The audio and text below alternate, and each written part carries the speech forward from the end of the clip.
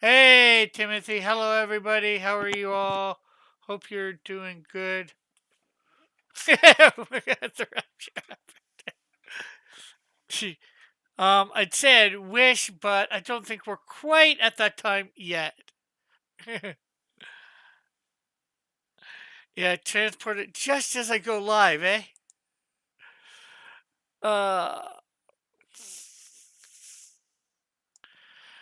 but we did not finish our drawing from last week of um, thunder and lightning, so we will try and finish that up this week. We've got Thunder almost done here. We just got to draw his feet and his hands in. You're just chilling with Jesus. I'd say I'm always chilling with Jesus, but probably not. I should be always chilling with Jesus, but because of who, just being human, I'm probably not.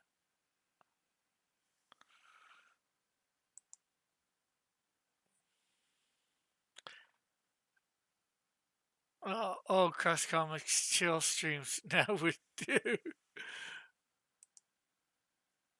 boobs. Um, uh, what was I gonna say? So I'm in the on air, of course, if anybody wants to join.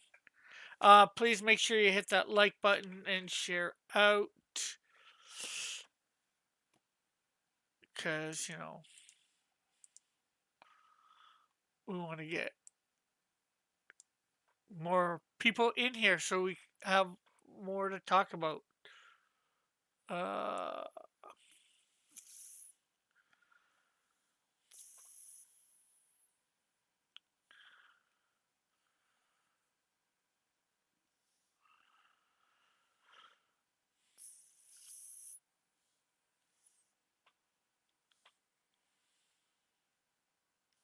so let's see whether I used a picture, I think.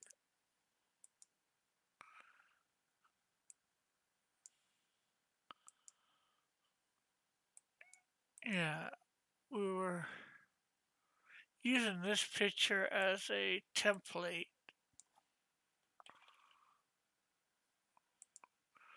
So what's new with you, Timothy?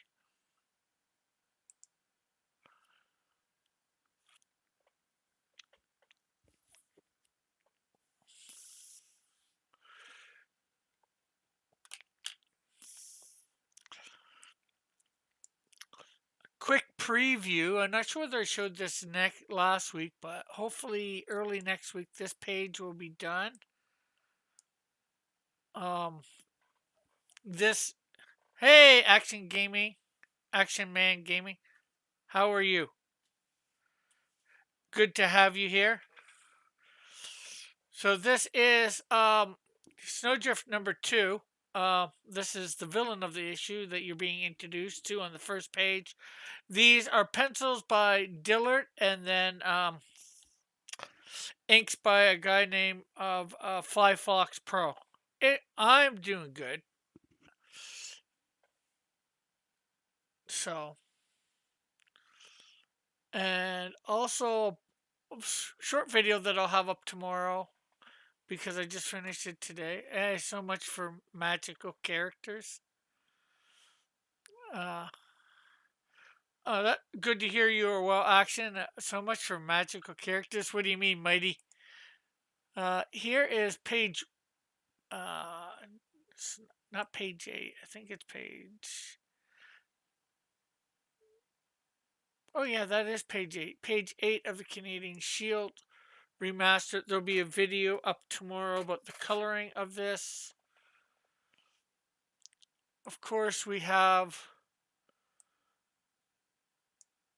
Melvin number 3, page 19, panel 3 here, almost done. This will be done tomorrow. Probably a video out on Thursday for this,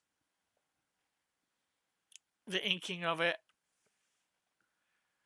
But of course, today I am drawing up my characters that I started drawing up last week that unfortunately didn't get finished. Feel free to ask any questions or whatever. Hopefully, we might have some friends on here in a bit to talk about whatever. Um, that's I just drawing. No, this gets done, it gets done, or whatever gets done, and whatever I'm working on, and just talk with whoever happens to come on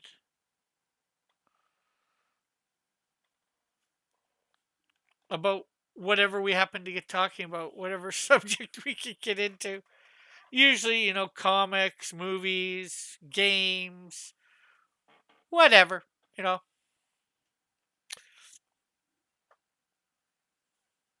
So what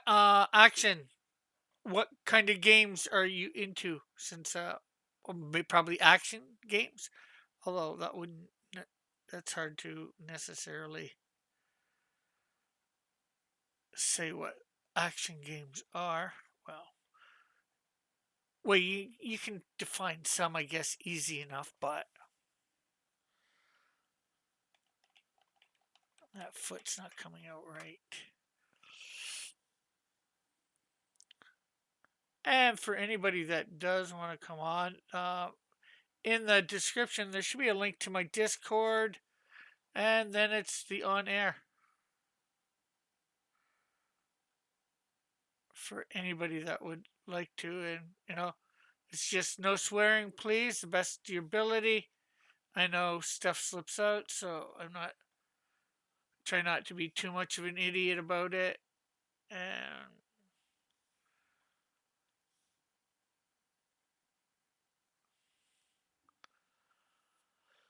um, what else?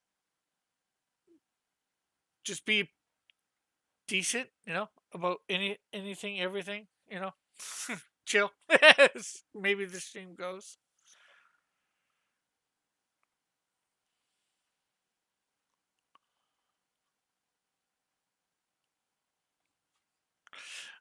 So anything new for people this week?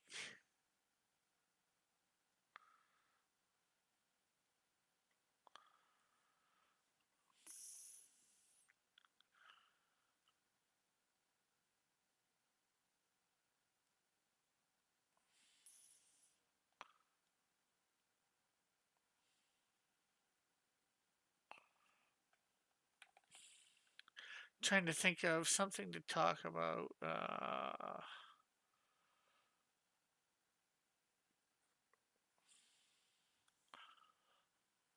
Probably next week I'm going to go see Ant-Man and the Wasp, the new movie. I've heard, I think I heard bad things or read a headline or two about it. Anybody else planning on going to see Ant-Man and the Wasp, or what have you guys heard?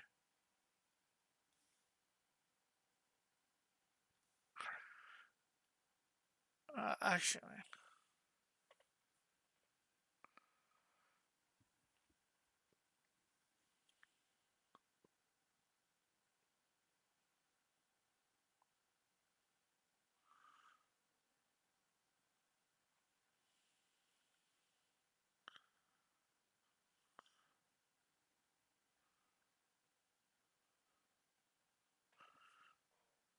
you saw that movie already? Not the one from like a couple years ago. A new one just came out like Friday.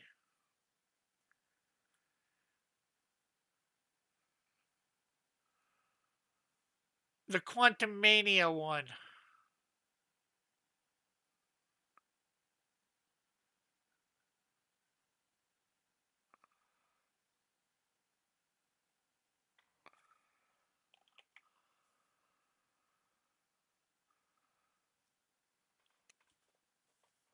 Oh, yeah, I saw that one. Okay, so you've seen it since you went to theaters to see it in the last few days, or maybe you saw it a different way. that we'll not talk about as not to get you in trouble. Not that anybody knows who, well, people here do, but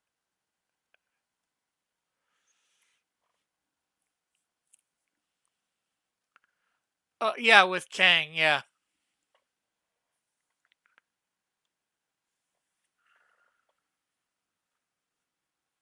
Actually, I saw a trailer for Loki season 2. It looks like he might be dealing with Kang as well.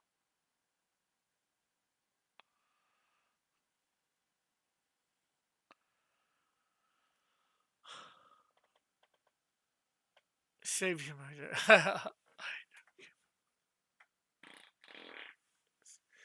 Yeah, well, I'm gonna try and see it on a cheap day, which is a Tuesday for me.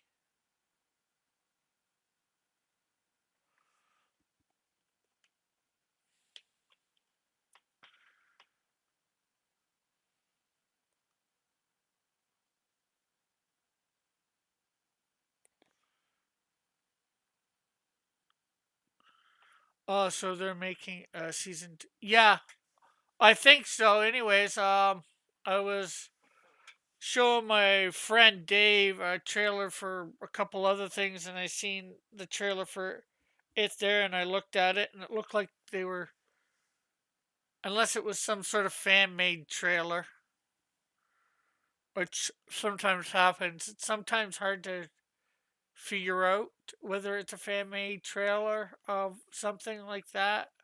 Usually I can figure it out. Well, be prepared to hear a bad joke that is about socialism.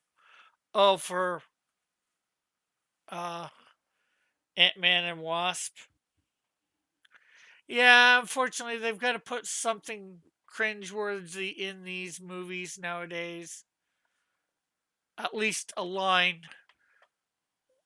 I guess it's good when it's only like a line or two.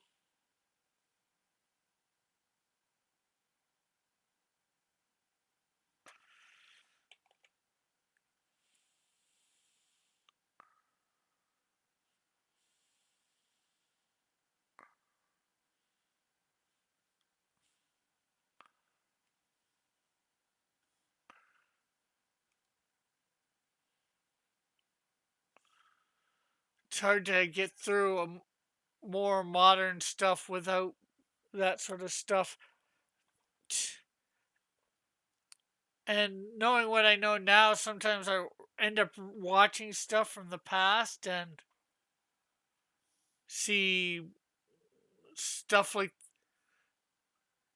that I wouldn't have batted an eye at or whatever. And I see some of it, like even in 80s stuff or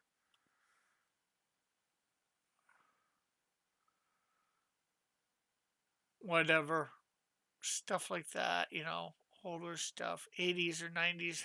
Hey, metal. Man, I always get started when somebody comes in and just talks.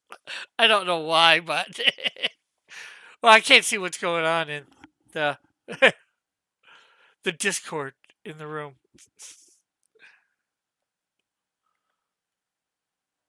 So, how are you?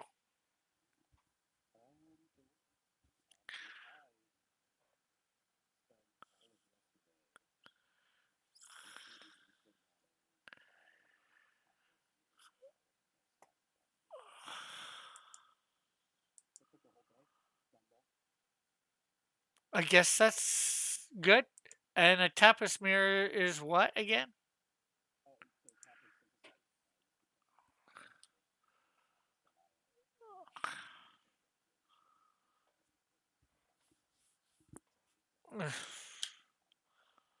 Oh, oh, yeah. I knew they wouldn't be able to hear somebody coming in, but I had to wait for somebody to come in to change. Okay. Now I just gotta wait for you to talk and see whether they can hear Yeah, you. I'm here. Okay. I Can don't you know. guys hear metal? If you can hear me, blink twice. I blinked twice.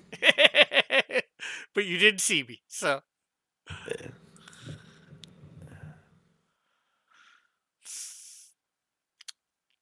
There I could be... don't know if anybody can hear me. Hey, Captain Finity, how are you? And everybody, make sure you're hitting that like button and sharing this out. Timothy says yes. So Yeah. I think everybody can hear you now.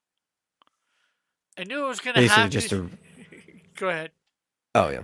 I was just saying to reiterate what I was saying. Um, Tapas is a website like Webtoon that holds comics, and it's one of the places I mirror my comics. So I basically spent all day yesterday reformatting all 200 or whatever posts that I have on there to mesh with how things are formatted now. So, Do you get better views than say Webtoons or they're about the but? same. Okay.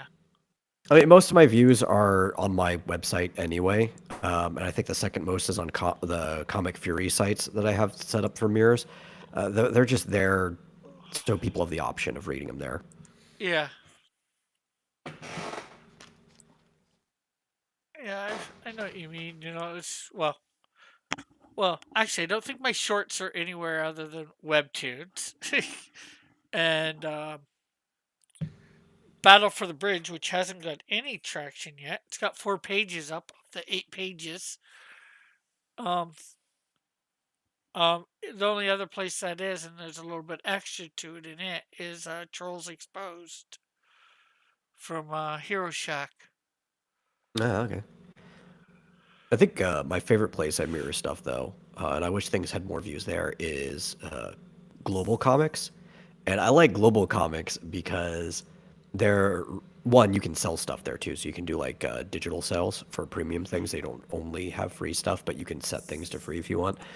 But the way their reader works is you can choose whether you want single page, read it like a double page spread, or the infinite scroll view that a lot of things do now.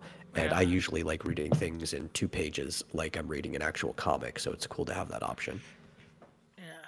And I'm hoping to have, well, I'm hoping to within this next month, by the end of March, to start 2 other stories on Webtoons. A surprise one, and then Do you have a Global Comics account? no, I don't. I think you told me about it. You might even sent me a Yeah. link. I might have signed up. I'm not sure. I don't think so You though. should set it up because it could be an easy way to sell digital copies of the comics you already have finished, like the Canadian Shield, so people can catch up on it. Yeah. Well, I have it on my site too, but another place is always good because not everybody can, knows about my site to go there. So, Yeah, it's very searchable. You can find stuff that you haven't seen before on Global Comics.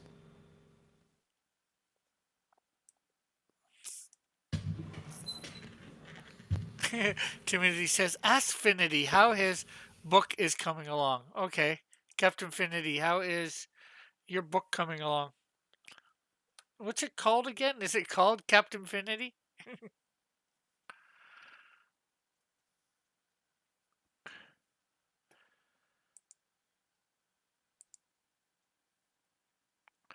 What? Yes, like I said, yeah, I think you've sent me a link for it before or whatever. I got busy and forgot about it. Yeah. It's good to have, stuff everywhere. But I might wait till I get the whole Canadian Shield 1 remastered. I gotta pick up the pace on that. I'm on page 8 of Yeah. 24.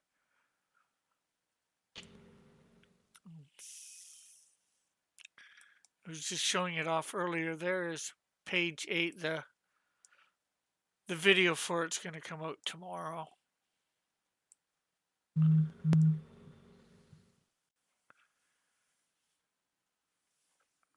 I heard the actual title is not announced yet. Okay, says Timothy. So I do think this is looking a lot better. Then number one. Then the first one. Oh my god, dude! Can I get the?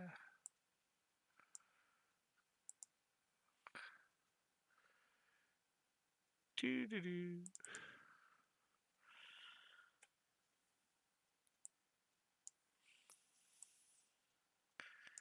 There's a comparison of the two.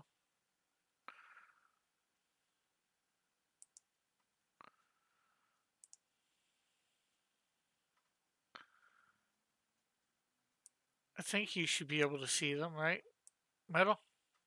I mean, I can see them now. I can't see your webcam. I think your virtual cam's not working, so I was waiting for it to show up on YouTube.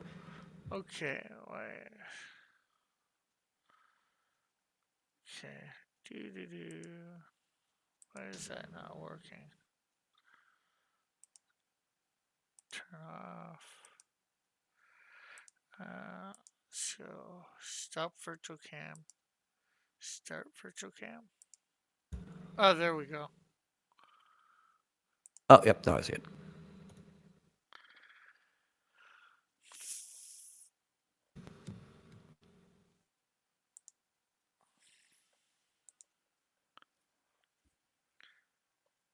So I think it's looking a lot better. The newer version. Oh no, it's Tim. Oh dear God. Oh, Tim's in the. Hey, Tim. How's it going? Good, good. Yourself? Not bad, not bad. So metal, what are you working on recently? Recently, well, I added 2 pages to like 2 bonus pages that take place after the story to Realms and Relics, Flower of Vanaheim, All right. which I think a lot of people didn't notice that went up, but it did go up. It's pretty fun. Valkyries get You- punished for being not so competent at their job. Uh, you seem to be more of a web comics kind of guy, kind of. I prefer web comics personally. I have some premium comics in mind, but I'd probably outsource the art for those. Ever think about making a book, a collection of all your web comics? You've already done that. Well, you can get them chapter by chapter when they finished. I've got like the currently finished chapters up on Indie Planet that people can like order print on demand. Volume 1, which is the first 4 chapters of X Dynamis Chaos, which is episodes 1 through 3 and A Hymn of Valor 1, is finished. I've been meaning to put that up in a collection so people can just get volume 1, but I haven't gotten around to it. How long should one wait before they do a collection? How long? Probably until you have enough for a collection. Like, the reason I call it Volume 1 is because it's 100 pages, more or less, together. So, like, that's a decent collection. I probably wouldn't sell less than 60 pages as a collection. Yeah. I would say for floppies, you would need at least 6. 5 to 6. Yeah, mine's only even 100 pages because it comes with bonuses and stuff that fill out the space. So it's like on average, it's like 25 pages for each of the 4 issues, which are like 20 actual pages and then a few extras, and then it equals like 100 pages. Yeah. And then it might depend on story arcs too. Like I think you were saying for Melvin, it's the first story arc is like 5 issues, and you. Five issues. Yeah, I was originally going to be 4, but I kind of feel like the final part of the story arc might need an extra issue. Yeah. Sometimes I feel like my ideas are too big for that actually just fit into just 4 issues. Yeah. Well, there's 3 issue story arcs for 2 issues, 1 issue, so you know. Yeah. do you know if there's going to be a story arc past number 5 or what, or whether it's just I kind of feel like if you do a story arc, you should at least do like maybe 2 standalone stories afterwards to kind of set the next story arc apart from there. yeah. Well, would you say that'd be a good idea, Metal? I don't know. It depends on the nature of the story itself. You know, Right. like for the story I'm doing, the whole at least first act. There's 4 acts planned for it. It was already written in novelized form, so I'm following the pacing of the novel. And the way I did it was there were 3 chapters for the main story, and then there was an intermission after each chapter. It's a very unorthodox writing style, but it fits for the type of story that I'm telling.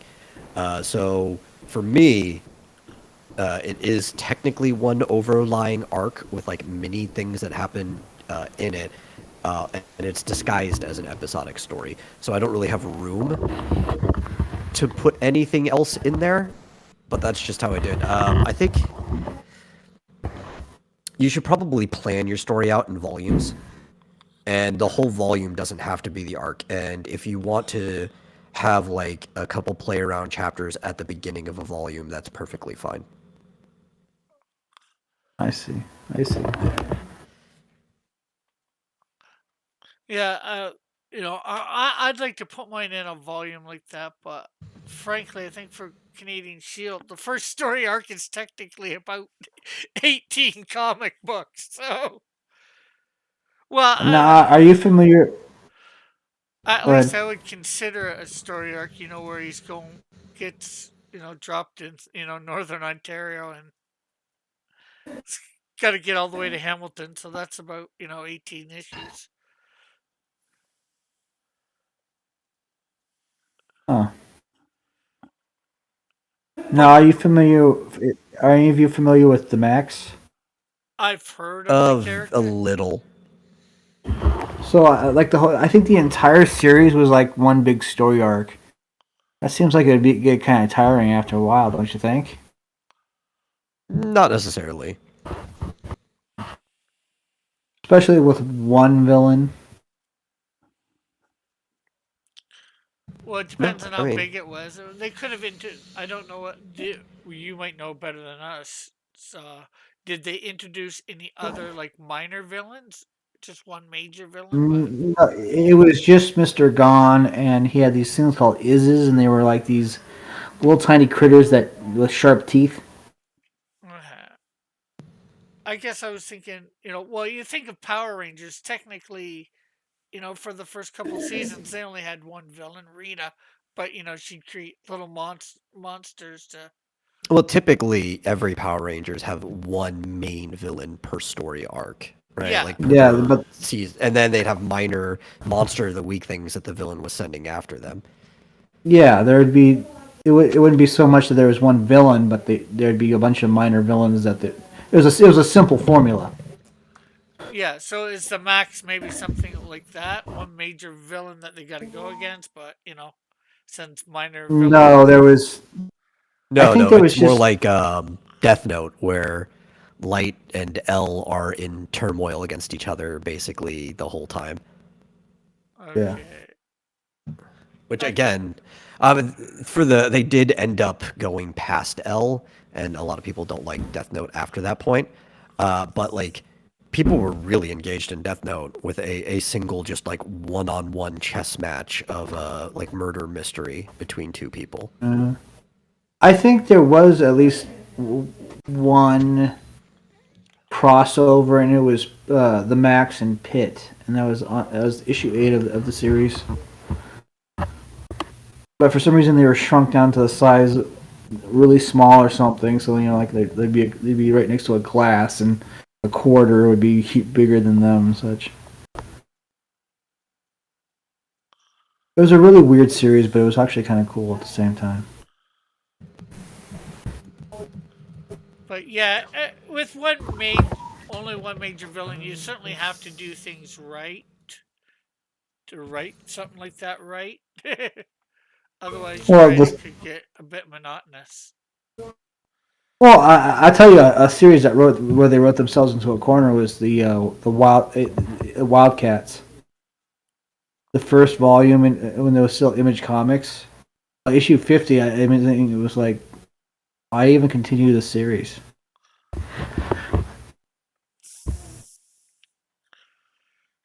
I suppose none of you have read Wildcats. I felt Not the old maybe stuff. a bit here or there, but it was never something that I really read into. And I tried to watch Well, the TV series, but I could Oh, never the find. cartoon. The cartoon was awful. Yeah, well, basically, there was the premise was that the team were descended from this alien race that were in their conflict with this other race called the Damonites, and then later in the series, they found out that the war had been over for like centuries, and that the Damonites had been subjugated by I guess they were called the Cherubim, and so after that, it just kind of, I don't know, they kind of ended it with issue 50. Uh, I think they kind of wrote themselves into a corner, really. Sounds like they could have easily done that. Yeah. Yeah, there's been several. I guess DC's doing a new Wildcat series, which I've read a few issues of. It's pretty good. The only problem with Wildcats is there wasn't any cats in it.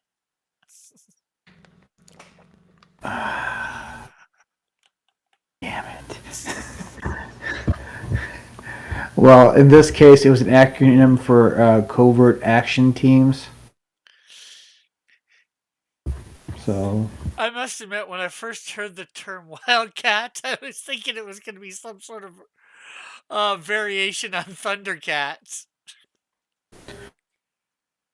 No. And then it No, you're wasn't. thinking like Wily Kit and Wily Cat. God dang it. Yeah. And then there wasn't. Okay. So I was. I actually just probably like, would have preferred what little I read if it was something like the Thundercats. So, what comic book series did you follow, Rick? Oh, quite a few. I mean, what was like the number one comic book series you always got an issue of whenever you could? I had a pull list for like 3 or 4 years or more. So I had to quit it. I was following Spider-Man, Superman, Batman, Teen Titans, for a while, X-Men. You never Spawn, never I have, never I any think, Image comics. I have a couple of theirs, but I never really got into them. I see. Because I went just from Super Friends and all that, like, you know, um, and stuff like that. I got a bunch of Transformers stuff too. But There was there, but yeah, I never ended up. I got in. I don't think I really got into many. Um, I'll say independent for lack of a better. Um, well, that's kind of what they were. yeah. Well, I mean, Image is a weird situation where it's creator owned, but it's not independent. Yeah, they did have kind of a leg up over most independent creators in the fact that they were in the business. They were the top of the. They were a bunch of independent creators who came together, and they almost kind of made a company out of a union, in a sense, right? They made a publisher for their comics, and then they started getting other creators to come in, and kept like this creator-owned process. So it's like it's not quite like the big industry in the old sense, but it's still not quite independent. Yeah, that's why I was saying, for lack of a better term. Well, creator-owned is usually the term people use for it.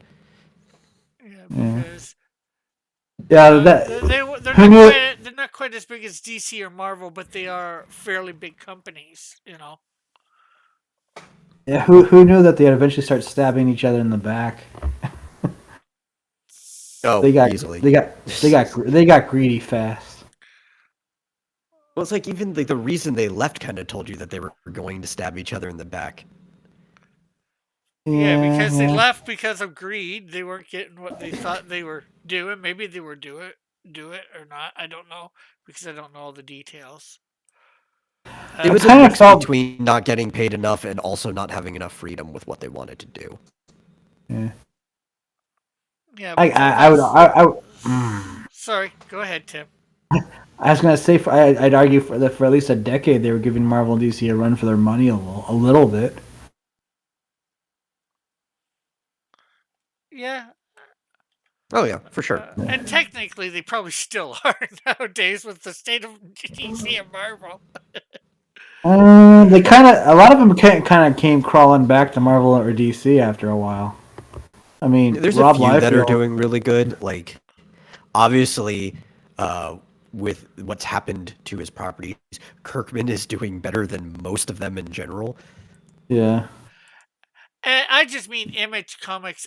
Maybe most of the people that went there that did it, but Image Comics as a whole, I think, is probably still a little bit of competition for DC and Marvel just because of, Well, that's the problem with Image, though. So Image is doing fine because of the little cut that it gets from things, but because it's creator owned, the only thing you can really look like is how are individual creators doing, yeah. because Yeah. they don't necessarily reflect on each other.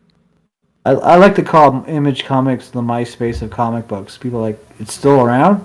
Yeah. You just can't recognize it, really.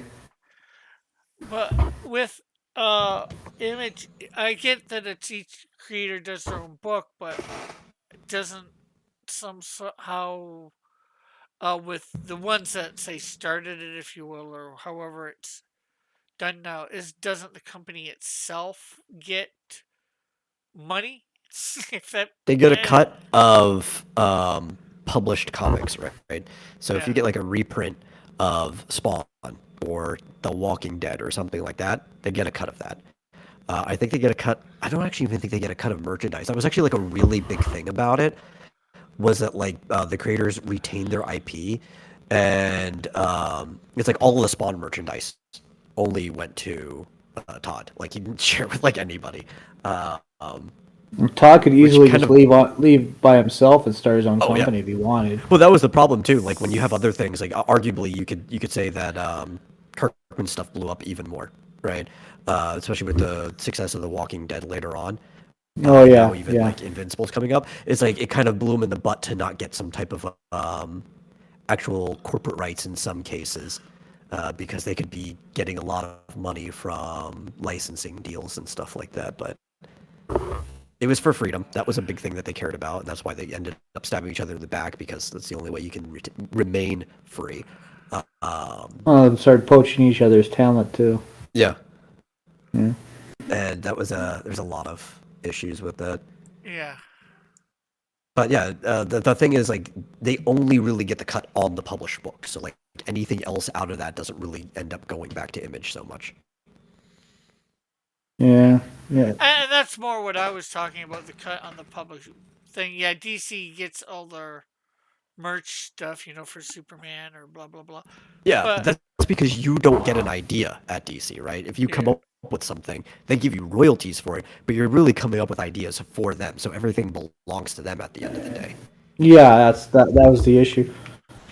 That's why the seven walked from Marvel is because they weren't getting the bonuses they were owed for coming up with ideas. But Interesting. that's why you're at a company. You sign a contract or whatever. Be smart. This is a contract you sign. Yeah. Yeah, and it led to problems too, right? Because even the term creator owned wasn't as clear as some people thought. Obviously, you know about the whole Game and Angela kerfuffle over with. Oh yeah, yeah, Right? yeah. And he's The like, he lawsuit. wanted to take Angela with him when he left, right? And he wanted to Right. take Angela to Marvel. And McFarlane was like, no, it's part of the Spawn world. He's like, yeah, but you said it was creator owned, so it's mine. And they actually had to go to like court to hash this out. And now there's two versions of Angela. There's the one that stays in Spawn, but because he created Angela and like the nature of their agreement, he gets to bring his own version with him where he goes. And it's utterly confusing. So technically, Todd McFarlane could still use Angela. Technically, but only the version that exists. So like the character can't like progress any. It basically only gets to remain in reprints because of that. Because like, what can you do with a character if you can't progress them? Like that literally almost means like they're frozen in time. You can't do anything with them. Yeah, they become a 1 to 2 dimensional character.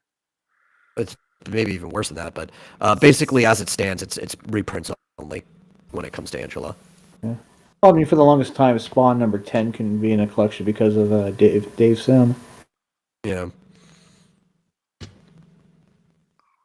Yeah. That's why, like, you need to be clearer when you come with your contracts who owns what when you're dealing with something, right? So if you are the IP holder, if you're McFarlane, you have to be clear in all your contracts that anything you make for this story or related stories while I'm paying you belongs to me, not you. Well, he got sued a bunch of times. In fact, he got Yeah. sued by a hockey player named Tony Twist. Like, he clearly, aside from merchandise, because that's how he made most of his money, was like toys and then selling comics with the toys, right? Right. Aside from knowing the merchandise and kind of looking at Lucas for that, he clearly had no idea what he was doing otherwise from a marketing perspective. Mm. Most of these people didn't, right? They left Marvel. They were just a bunch of writers and artists, and they don't know the first Mostly thing artists. about marketing. And Marvel has like a huge marketing team that handles that stuff for them, professionals. Right. And they're just like, yeah, no, we'll figure it out. Mm-hmm. I find it interesting though. As soon as they left and they were making books, like anything that like X Force, even though Rob Liefeld wasn't working on it, they tried to mimic his style. When Eric Larson left Spider-Man, they tried to mimic his style. It's like they were still trying to mimic those guys' styles, so they could kind of compete with Image. Well, I think so, but there's like a dual reason. One, obviously the styles were popular, right? Even before the people left for Image, that's why they had them on. Right. But you also don't want to. Well, they used to not. I mean, they don't care about this anymore because they're Oh, yeah. stupid. But you don't want to be too Yeah. to your Right. readers, right? You kind of want it to transition from one style to another. So if somebody can come in and do the style that the story's already in, you would rather keep that.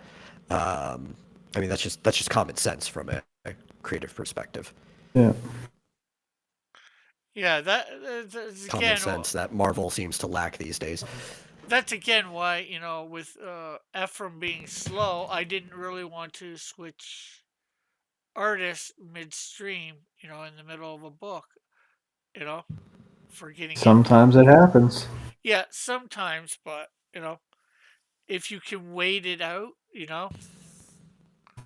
and that's unfortunately Yeah. what's his name's going through the Gabriel, the colorist that left DC, I think it was. He had a guy that was doing, I think, the pencils and inks, but the guy, his wife ended up getting cancer, so the guy couldn't finish the book. So now Gabe's got to start all over doing the pencils for his stuff. Oh. Damn.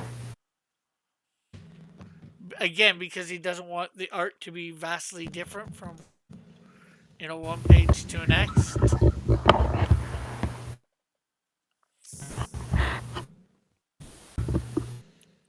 Yep. And like I said, sometimes that's just the way it goes. Yeah. But what's hard to find sometimes, and I mean sometimes, is like somebody you'll pay to do pages and be reliable. That's one thing I've learned. Yeah. See, Gable Pennyshot says, sometimes I go outside and stare at the night sky and get happy knowing Tim might be looking at the same night sky as me. Okay, whatever.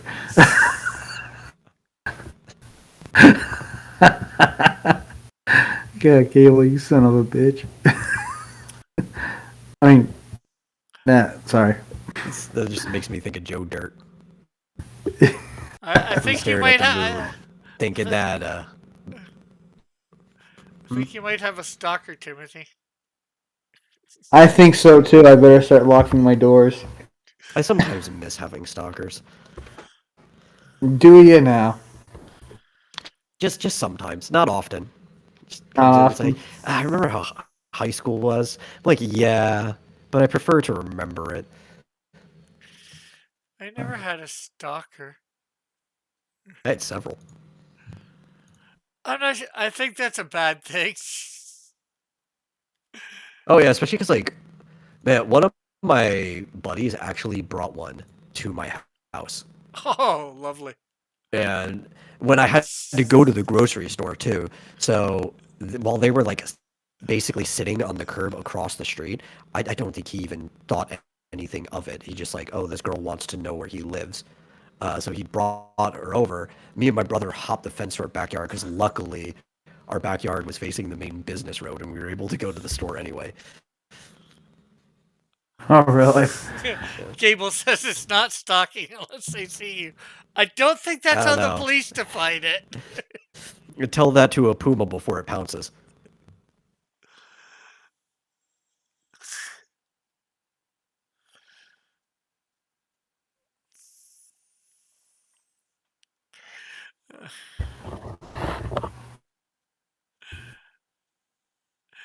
Yeah, I think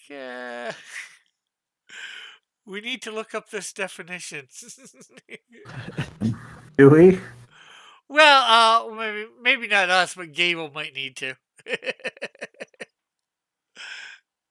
Gable means well, I guess. Probably not.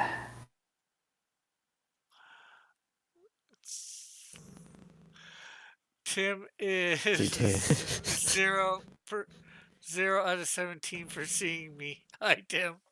yeah. 0 out of 17. What the?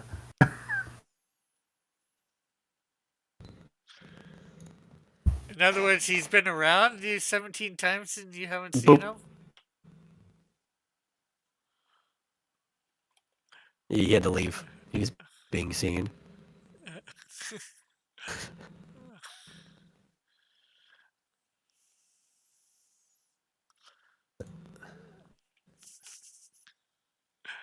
Hopefully he'll come back. Hello. Hello. Hit the wrong button. Likely I'm back. story.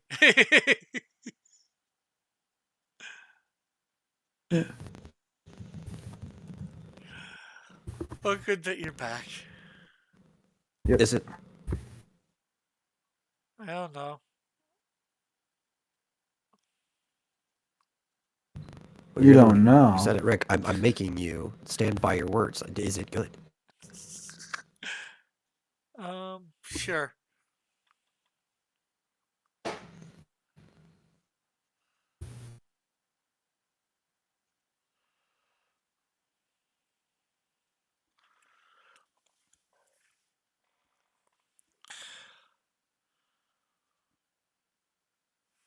So what are you drawing here, Rick?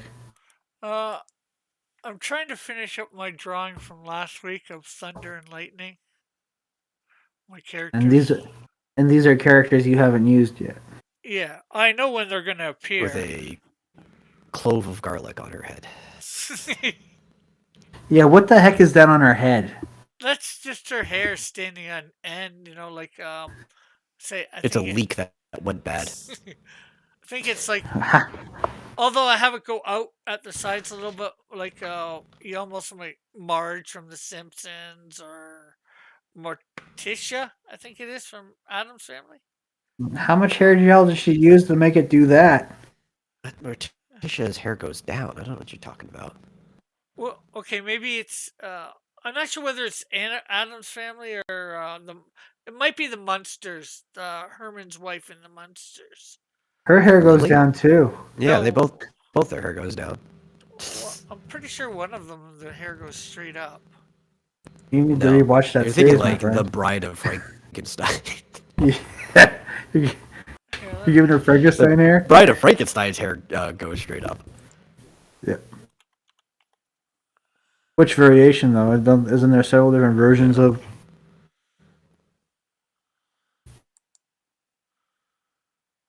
Yeah, I think the original was like that though, which was a character completely made up by Universal. There could have been a bride in the original book, but Wouldn't have been Victor a bad said idea. no. Well, he said no because he's like, he already had problems with one creation that he had, and Oh, I'm talking about just the story idea. oh yeah. Well, I mean, that was the good idea was that he said no was that character thing, right? Because he was piecing it together and then he refused. Because like, what if she also resents me? What if she doesn't love you and then you double resent me and we're in a bigger mess than we started? And then it made the monster mad. And Well, in the 1994 version, he makes the Victor bring back his wife and so he could make her his bride. And she reacts by taking a kerosene lamp and setting herself on fire. yeah. Okay, so I know maybe Marge, but I thought there was someone else that I'd seen way before that had their hair standing up like that or whatever, or similar. And she just doesn't. She doesn't do it with hair gel. She's got electricity, so it's just where she. Yeah, like the Bride of Frankenstein, where it's like the lightning shock is what was supposed to have caused her hair to go up. Oh, okay. Guess the Bride of Frankenstein then. That's what I. Yeah. No, the Bride of Frankenstein, which hers doesn't necessarily go straight up. It's almost like an afro that chimneys in that direction. It's just not long enough. It's also the reference for Freakazoid's hair. Was the Bride of Frankenstein, Yeah. where he's got like the lightning streak going through it. Yeah. Well, she doesn't have the lightning streak going through it, but because she's Yeah. got electrical burst powers or lightning based powers, however you want to say. So somehow she subconsciously or whatever shoots electricity through the hair to make it stand up on end, like also hitting one of those or touching one of those balls for the static electricity at science exhibits that makes your hair stand up on end. Yeah. I just thought it'd be something neat to do with a lightning based character. Yeah.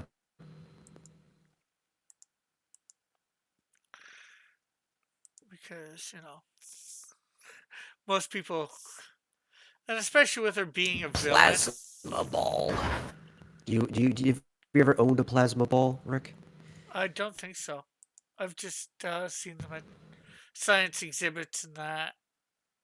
And, touched No, it. And you had can, my, you can get a small one, like a battery-powered plasma ball or whatever. Yeah. They require like D batteries, though. It takes a lot of energy.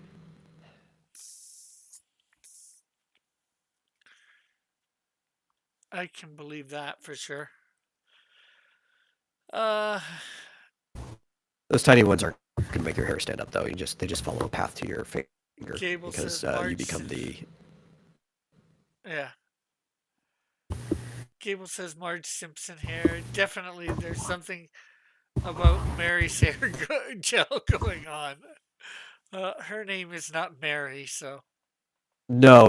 It's Marge. Something about Mary is a. Oh wait, and that's in it. The hair gel was not That actually scene. hair gel. Oh yeah. that scene was hilarious. Yeah. Mm.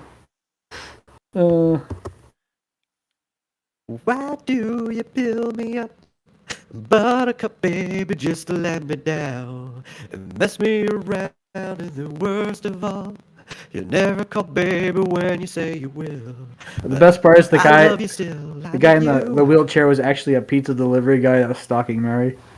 He pretended he needed those crutches that kind of like strapped to your arms because he couldn't really do anything with his legs, but he didn't actually need to. Yeah, that was a good movie. Oh yeah, yeah. Gable's like, you're thinking about Frankenstein's Bride. I have great jokes. Not as good as Tim's, though. Oh, my jokes suck. Are you kidding me? Oh, Gable doesn't think so. Well, possible he might be I don't know. He doesn't know good a comedy if he thinks I'm funny. Well, insulting yourself, I guess, is allowed.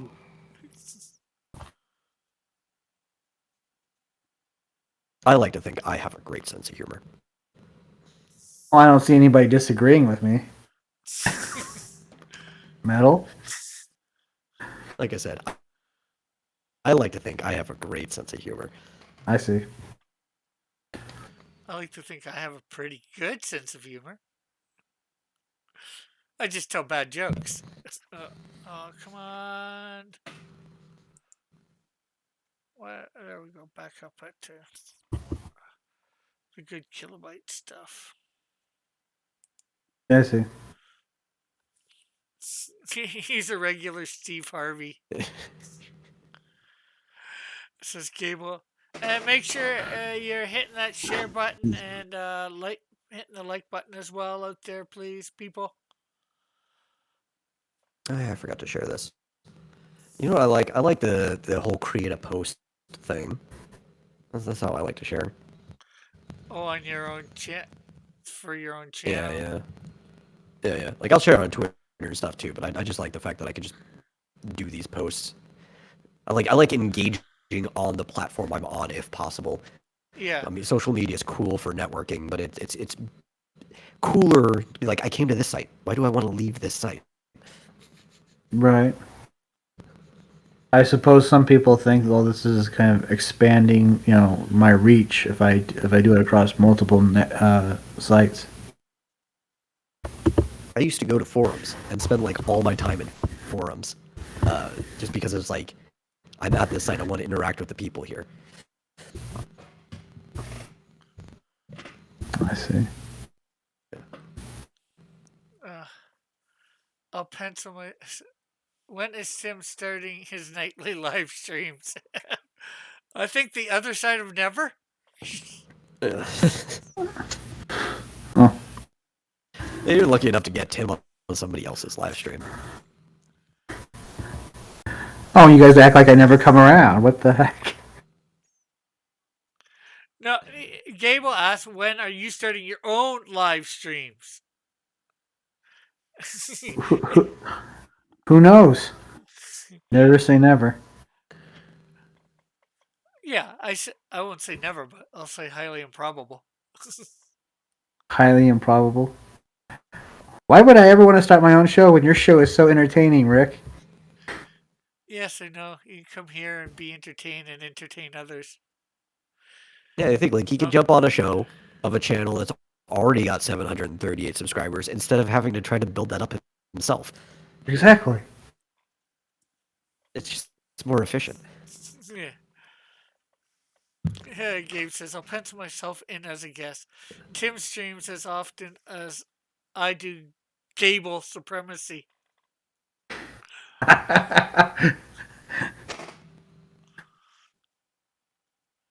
And only one out of both of them was actually entertaining. Me. Okay, that's a lie, but Gee, if I had a name like Gable, I would have named my show Gable Talk, like Table Talk.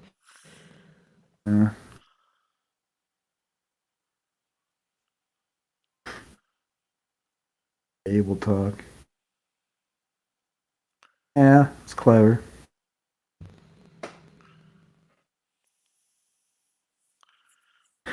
Or Fable Talk.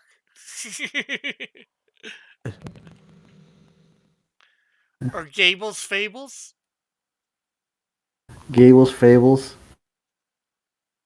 Well, he's already part of the ice cream social, full custom hot dogs ice cream social, or is it Sunday ice cream social or something like that?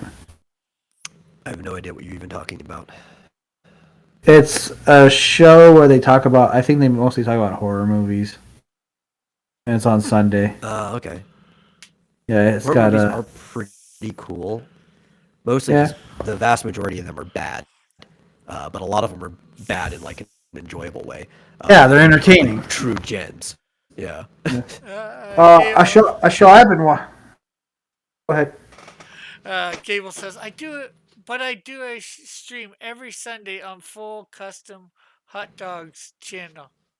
There, there was an attempt at what? Um, but that's you being on somebody's stream. That's not you doing a stream. Oh, that's true. Unless he's got, the guts to bring back the Gable supremacy. Yeah. And, I don't think most low budget things are bad. There's actually, if you find it on YouTube, there's a show called Creature Features that I've been watching recently. Yeah. They got a bunch of bad movies on there. Well, because I think if you work within your budget, there's a lot of low budget stuff that are just good that people don't think bad because they're just used to like highly cinematic stuff. I actually think most of the horror movies that I personally find bad are high budget stuff that definitely don't deserve the budget that they have. Yeah, because they're going for the sure thing and not. Yeah. That actually, that's what I think is wrong with Hollywood. They used to take chances on stuff that might actually just flat out just bomb, but now they're going for the more of the properties are sure thing that will make money. Yeah, that's why like I think found footage used to be like really really popular when people first started doing it because it was something you could do low budget and be very experimental with. So not all of it was great, but like people actually had a vision when they were making a lot of the found footage movies. And even like a lot of the old B movies are great too because at least the person had a vision when they were making it. Yeah, like one movie I was watching was called Damnation Alley, and it was like it was a post-apocalyptic movie where these survivors from this military installation had to they had to go west or something like that because to find I guess they're getting a distress call or something. It was filmed in the same area as Star Wars. Oh, nice. Yeah, they actually had a competition of who would outsell who, which is in retrospect kind of hilarious. Gable says, Yeah. I had to stop the Gable supremacy because Tim was my last guest and I got canceled. Was I ever a guest on your show, Gable? I don't think I was. Must have been one of those times when I was just when I kind of blacked out and don't remember it, or I've suppressed the memory of being on such an awful show. Tim was a guest on my show, but the network was so bad that night. I think the VOD was good though. Like you could go back and watch it. Nobody could really participate live when you were on there. Yeah. That was a long time ago, wasn't it? Yeah. It was back when you were promoting Melvin #1. Yeah. Nothing's as funny as my first interview where I was so nervous I kept dropping F-bombs. Hey, Manticore, how are you? Hey. Seeing you over on Dillard's about 2 hours ago, an hour to 2 hours ago. Yeah, they were talking about really good scenes in movies. Oh yeah, Manticore's a cool dude. Sorry, he's alright most of the time.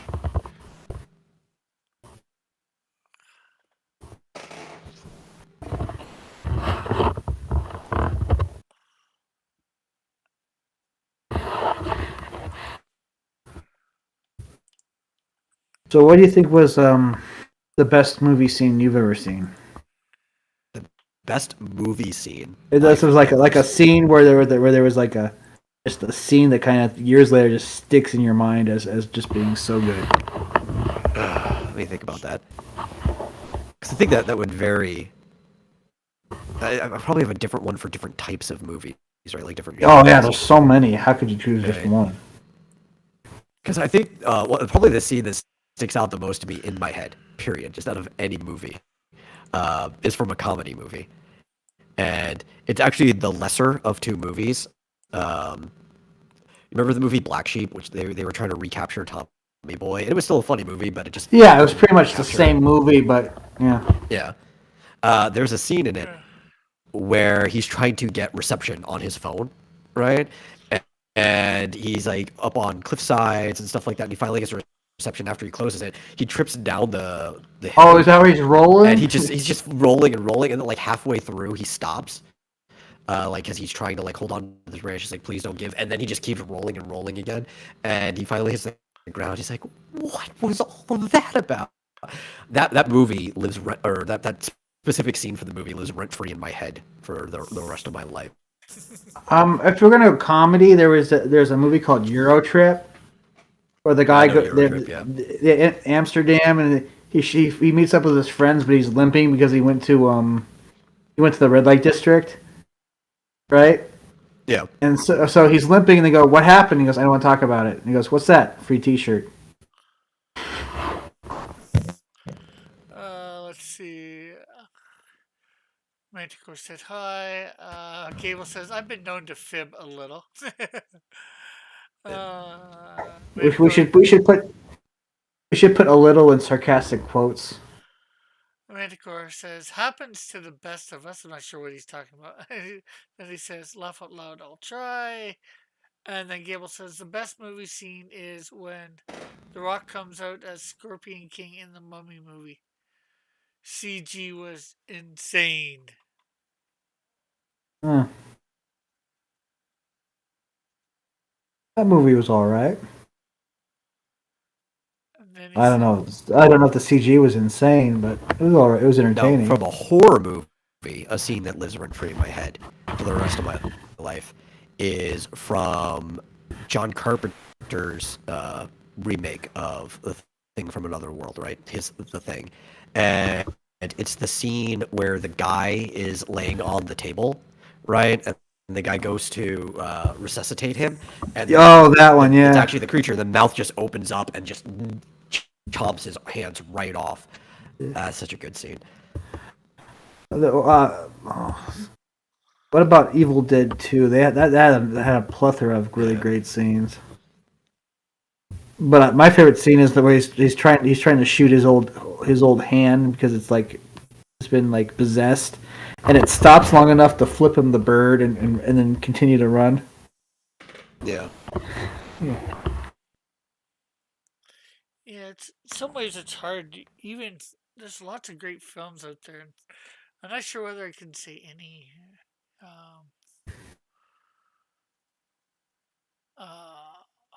live rent free in my head, or it depends on what you mean by that exactly. When I say rent free, it's like it just pops up in your head sometimes when you're not even trying to think about it. It's just there. Like it's like, oh, I remember that.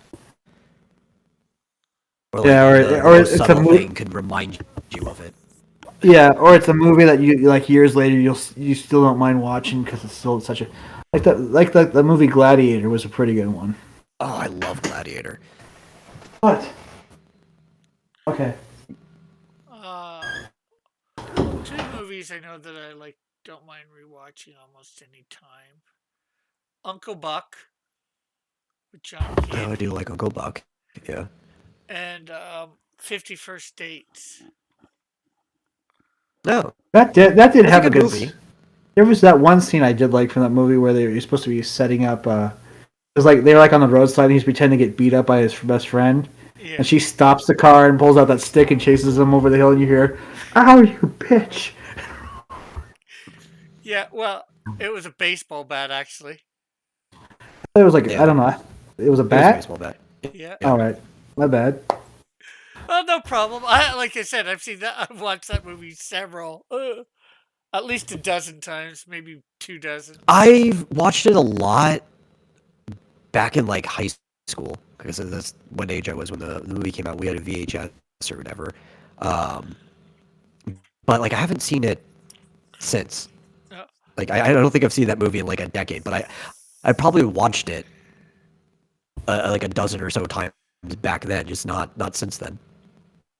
Another one that I did watch quite a bit a long time ago. I haven't watched it in a while. Hitch. Ah, see, that's one like I've seen it. I can't. It's not a rewatch for me. I can't get back into it. Yeah, I just like romantic comedies. Yeah, I do like some rom coms. My favorite Christmas film is Just Friends with Ryan Reynolds, which is an amazing rom com that I watch like every single year. I don't know if any of you guys have seen it. I don't think so. Which one was it? Okay, so it's the one where he was the fat kid, right? And he was a cheerleader, and he was best friends with like the head cheerleader or whatever of their school. But he was like he romantically interested in her, even though she kind of just saw him as a friend, right? Just friends. Fast forward years later, he comes back as like this big, hotshot, athletic, because it's Ryan Reynolds, like music producer, right? And he needs to escort the pop star lady that he is kind of like producing to her next gig, and there's even kind of like a thing that they're dating, even though he doesn't see it that way. That's just kind of like Yeah. How they're selling it from Hey, Rick, is is your favorite film You Got Mail? No. That was Oh, not okay. bad, Yeah. but it's not as good as those other ones. Oh, another good one. Yeah, but so then he lands in due to the snow, he has to make a emergency landing, and he ends up being like 5 miles from the town where he grew up in, and brings the pop star with him, and they end up back in town, and then like typical rom-com stuff happens between him and the girl he was interested in back then. It's kind of hilarious. Oh, another one is The Wedding Singer. Another Drew Barrymore, Adam Sandler one. Those two are good together in romantic comedies, I think, in myself.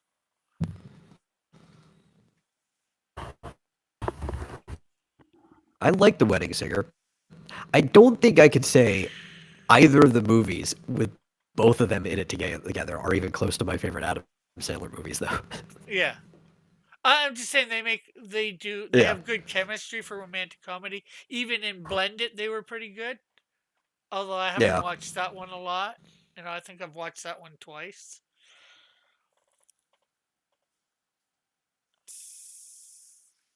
It's interesting because those two are like some of the only two movies that are actually like, or some. I think he's done some more recently, but he's got very few rom-coms. Even though almost all of his comedies have like a romantic interest or focus on it, but they're just most of them aren't rom-coms, right? Like even his older ones, Happy Gilmore, and Billy Madison, and even like The Waterboy. There's always like a love interest in it, but the romance is not like the center of the movie. Yeah.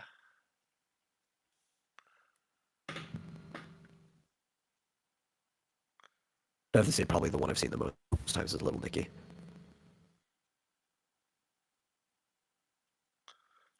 I think Little Nicky is Adam Sandler's magnum opus.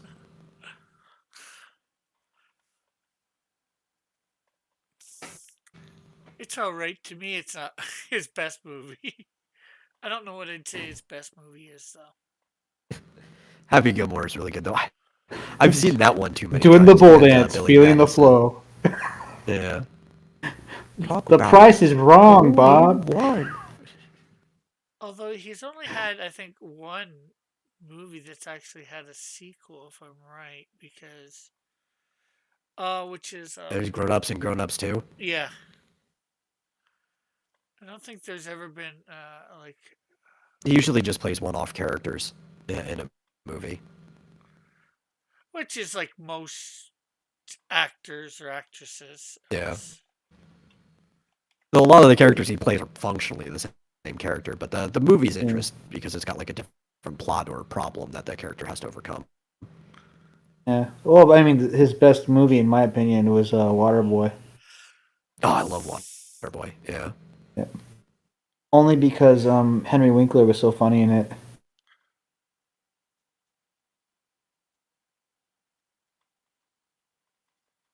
Well, Like, there's another one with Henry Winkler in Veruca with Balk. Click with Adam Sandler. Oh yeah, Hotel Transylvania. I always forget that Hotel Transylvania is a For thing. some reason, There's that several movie is movies to that. for some reason that movie's just enjoyable to watch. Yeah. Oh yeah, But that's a cartoon they're- movie too. That's still a movie with sequels, Yeah, That's true. where Adam Sandler does a good chunk of the writing for it too. I think they're coming up with a fourth one for that too. Yeah. I think Gable got you on that one. Yeah. Yeah. I said I wasn't sure, but it's probably because it's a whatchamacallit, an animated one that I didn't really think of it because you don't see him in it, you just hear him in it. I don't know. I mean, the character is kind of modeled to sort of look like him. Ugh. Not as much as like in Eight Crazy Nights, where the character Davy Stone was literally drawn to just look like Adam Sandler. Yeah.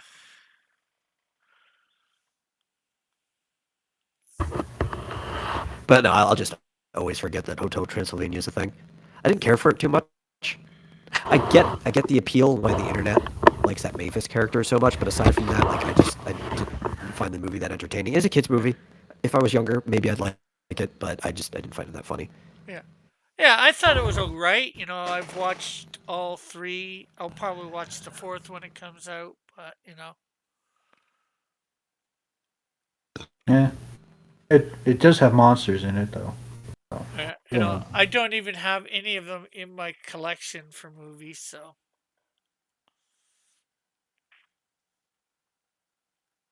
You know, I haven't found it at a good enough price yet.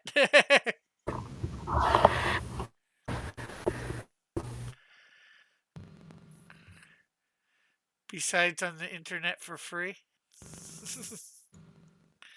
For free. Yeah, that's a problem too. Like between streaming and other methods, you reduce the necessity to collect things. He's like, I gotta find it on a deal if I'm actually gonna pick it up. Yeah. Oh heck, I think they're like I got Iron Man like 2 and 3 in my collection, but I do not have number 1 because you know, when I go to find it or I see it anywhere, it's still like as expensive as 2 or 3. Yeah. It's like this movie is older than them. It should not be this expensive at this point. Meanwhile, I can get movies that are just as old for cheaper prices. So it's like I want it. I just don't want it that bad.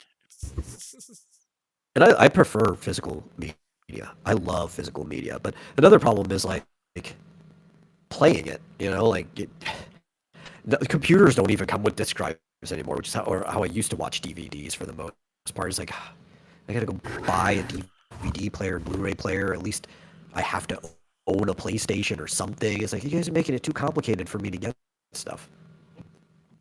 Yeah. Now, if they start selling movies on like flash drives, like jump drives and stuff like that, where then you just get like a tiny thumb drive that has the movie on it and all that, and I'm sold.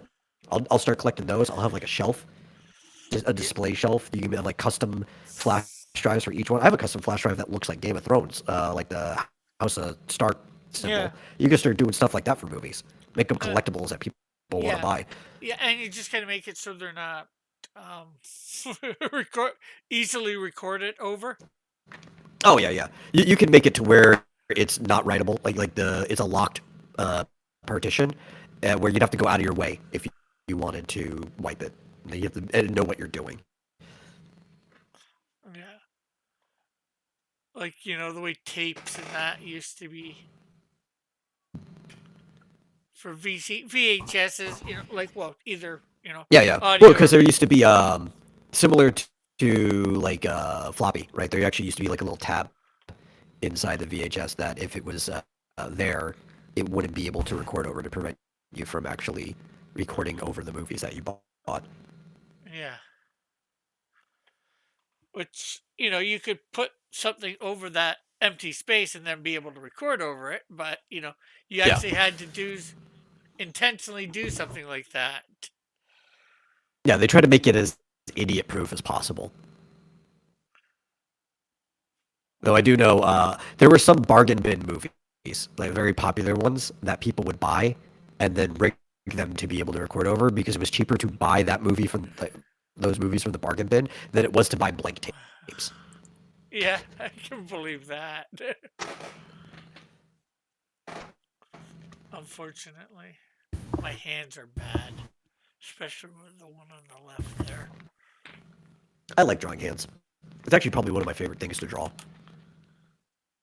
Which I find out that is very weird. Most people don't like drawing hands.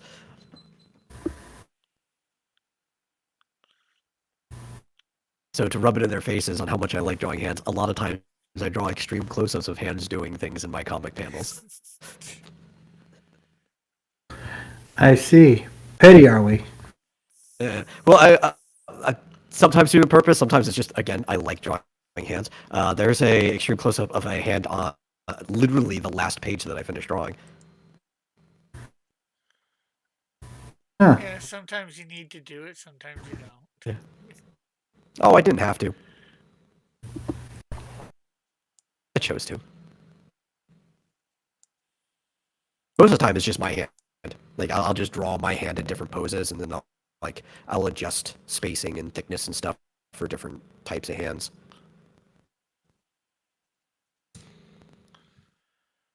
I like this. I just don't want to erase all her body parts.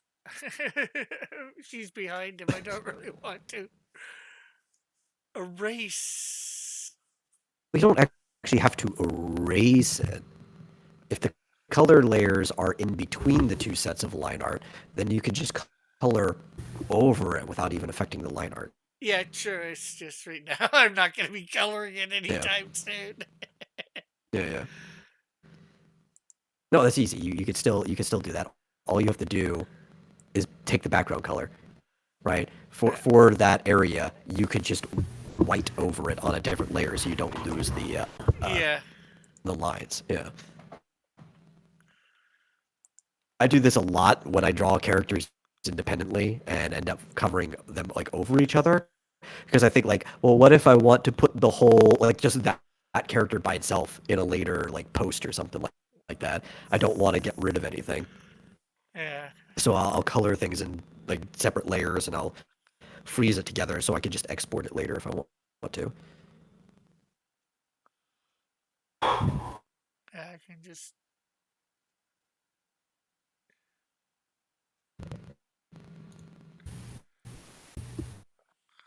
Okay, why did.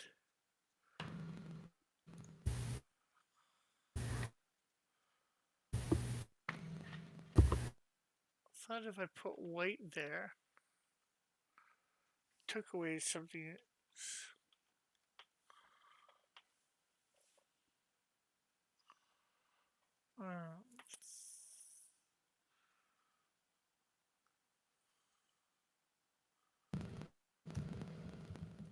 Should I be putting a.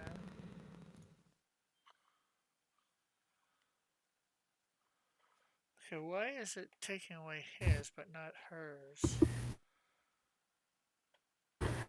Oh, because I gotta put it above her, on the layer above. For her. For not to affect him.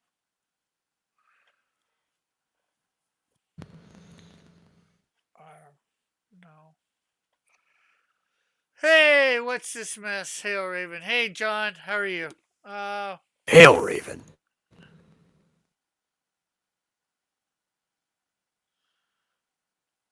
This is me trying to.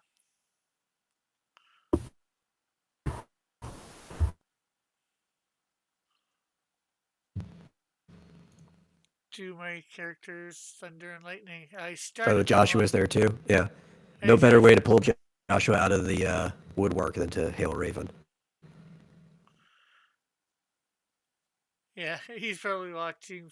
Was watching but not chatting. Lurking.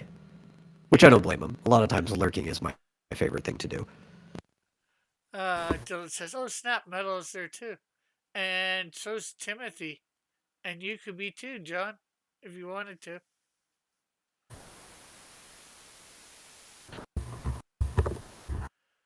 And he's wanting to know Timothy's thoughts on something.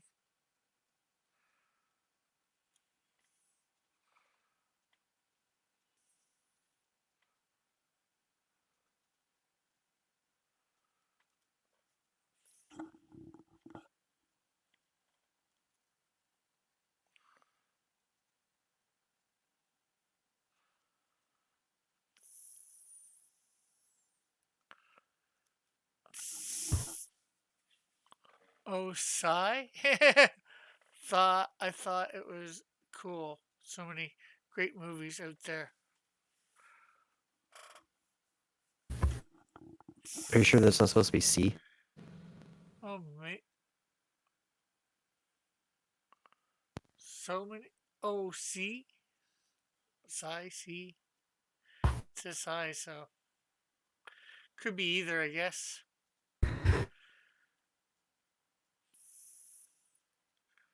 And yeah, that sounded good from the little bit I heard, too.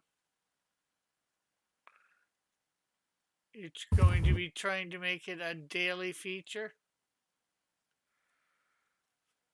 Well, normally when something is interesting, you have thoughts on it. Yeah, typically. Yeah, but the thought could be just something as you like it. It was a good idea. But something could intrigue you, and you're just like, I'm not sure how I feel about it yet, but I definitely feel something. Yeah.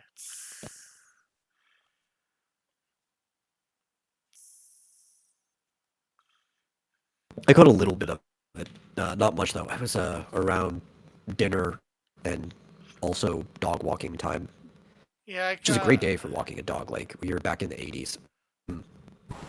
yeah, I got there about I don't know, 10, 15 minutes before it ended. John said there was 10 minutes till I was doing my show when it was 40.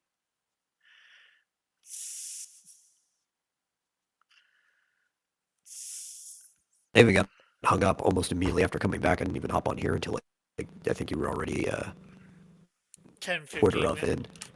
Yeah. Yeah. Or could have joined, but he's too big for. I did think about hopping in, but you had 3 people on there, so I thought that was enough. And I don't know what else.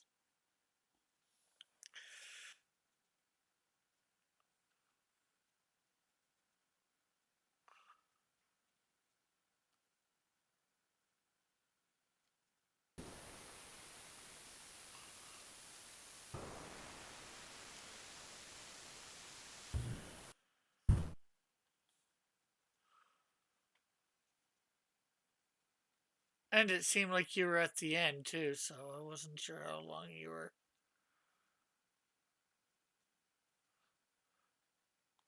going.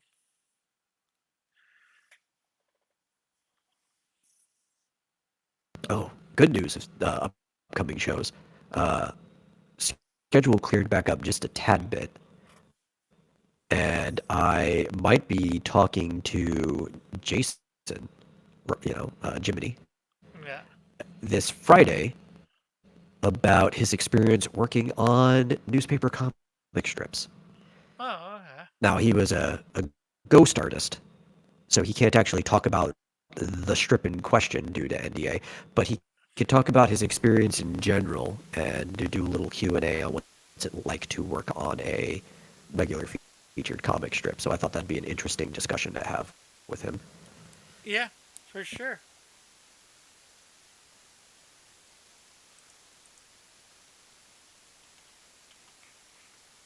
Which I guess would also be cool. I'll be doing a double feature, so let's talk about strips on Friday. Tomorrow, after the Vomitorium, we're going to be doing a normal matriarchy like I normally do. But the topic will be kind of like a panel Q&A for working on webcomics. So I'm gonna have a lot of fun with informational content this week. Cool, cool, cool.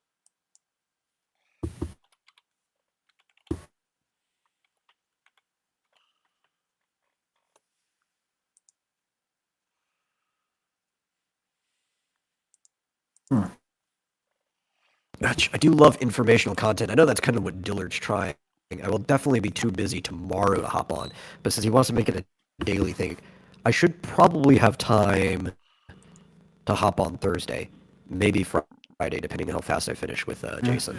I did have a thought about that. Is like they were describing these movie scenes, right? And I have such a terrible time actually setting up, describing these movies because so that's why I always share, like the video instead of like telling. Like I said, I kept thinking of that one scene from Gladiator where he reveals his identity to Comicus. Because remember, Comicus had sent him was sent him out to be executed. Well, And I'm so he gonna thought give he you a was. little piece of advice. You should probably practice describing scenes from things that aren't even your own, because you are a storyteller, and being able to Right. do that does help you tell stories better.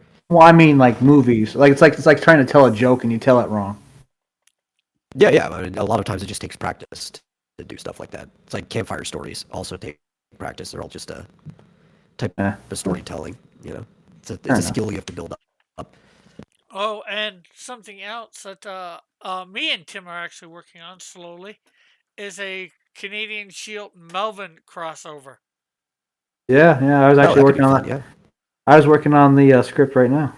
Uh, yeah, I gotta get Oh. tomorrow. I gotta do the page and panel stuff for it, divide it up to page and panel with what we got so far. Yeah, it's pretty cool. I've never done a crossover before, so Yeah, it's just interesting working on the writing together. I'm pretty sure he'll make a bunch of corrections tomorrow. I didn't make too many from the first little bit that you had down there, No, not too many.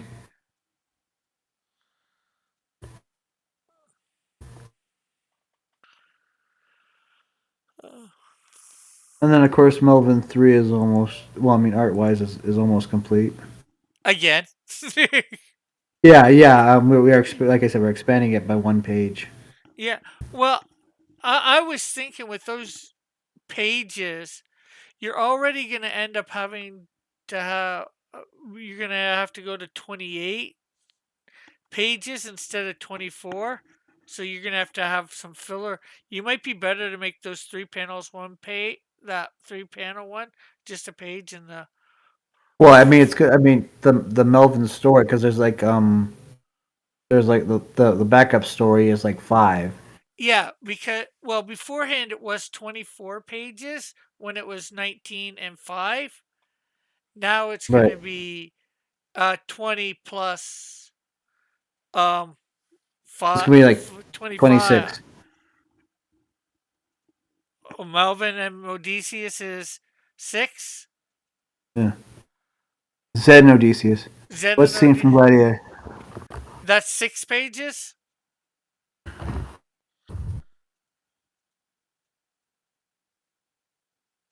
Tim, What? Zed and Odysseus, is that 5 or 6 pages? That's 5. Okay, so that plus, your thing is 25. I was going to suggest the 4 individual page panels that you've sent me, making them just into one page, and then leave the 3 panel page that you have that's still in the middle being done as a page. So you expand it by 2 That pages. that wouldn't make any sense though. Why? The order of the panels because those are meant to go in between other already existing panels.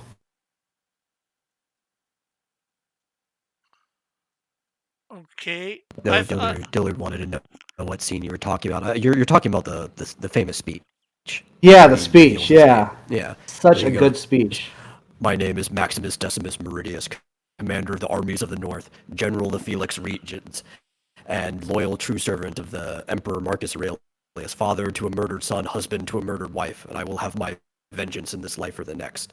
That is such a good line. I mean, that Yeah. you hate somebody so much that you don't care, how long it takes you to kill them. You're Yeah. going to get them. Yeah, I think I should be, John. So, like, this page here, this panel here, it's not going with the two on the same page as the other two before it. No, that's going to be on, I think, the 18th page.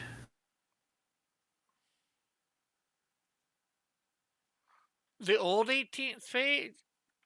Yeah, yeah. Because the last three panels on that page are going over to a separate page, and we're just expanding. Because the idea is you show, don't tell, right?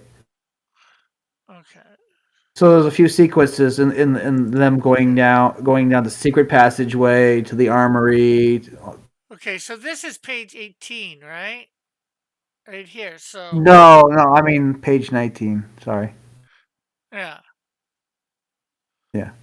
Trust me, it'll make sense once me and Andy work on it. Yeah.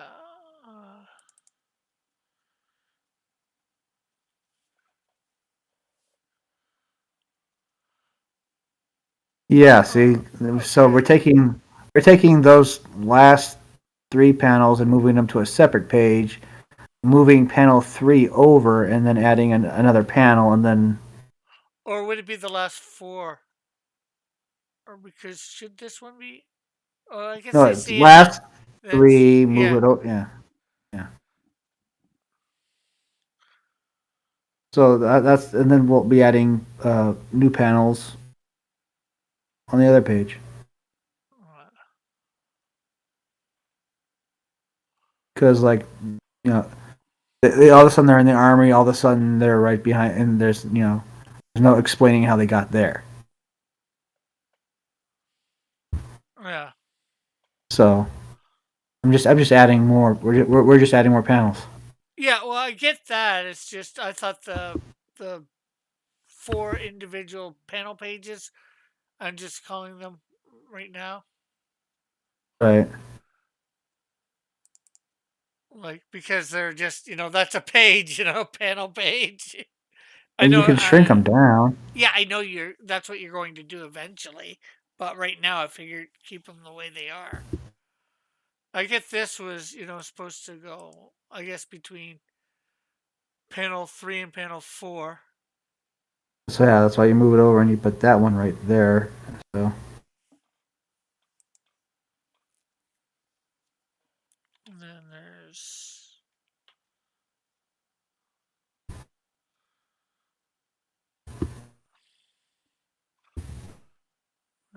panel. And I guess this comes after panel. yeah, What is now? she's trying. What is panel Yeah. 4 now? Yeah, that would be that'd be the new panel 5, I think. No, panel 6. Because they see it and then take it out, and Yeah. Oh yeah. Wait. she's in the middle of putting it on. Yeah. And then Yeah. Okay. Maybe it's the new panel 6. You're right. And then of course there's. Then this I guess would be on the page 20. Yeah, those would probably be moved to page 20. Yeah, for panel 1.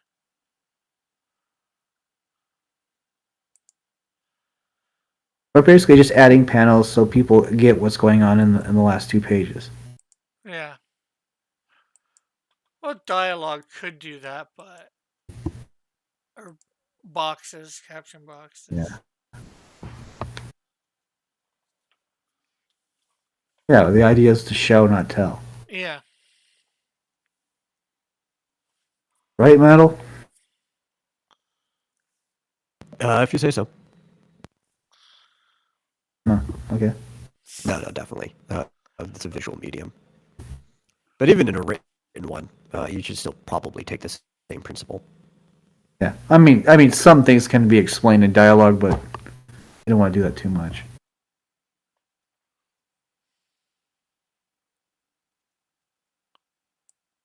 I mean, there is. Find dialogue is a better way to drop exposition than narration, but like it's like a tiered process. You'd rather show something if you can. If not, then you'd rather have people talking about it. And if that just doesn't work, then I guess a narrator can dump something. But that's like a Yeah. last resort.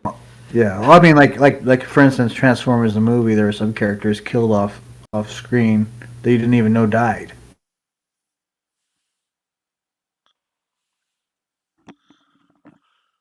But it's all about trade-offs because it's like, do you Yeah. really have the time to show everyone dying? You have to make sure you only do the most important stuff. Now, in that case, maybe they should have showed something, but Yeah, they actually should have at least put in that one scene where it showed a lot of them getting shot in the back when they were attacking Devastator.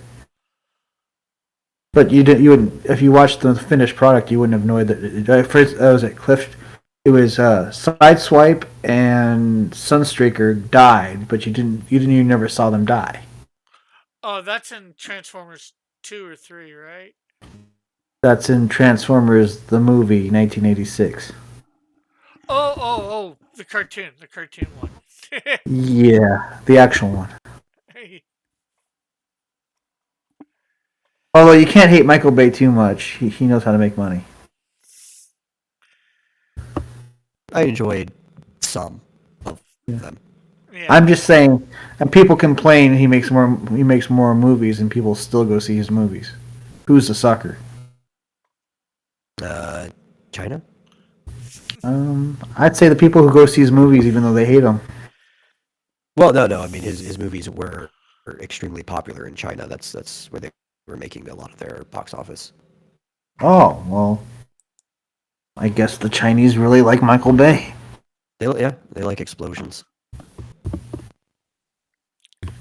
Everybody likes explosions, or most everybody. Dogs don't. And This they're is not true. people. I would agree with you on that, but there are plenty of people who disagree. They disagree that dogs aren't people. Yeah, there are some people who think their dogs are more people than other people. And some people some people have horrible people skills. That's why they like their pets more than they do actual people. Yeah. Oh, man, some animals have act a lot better than some people, but they're not people.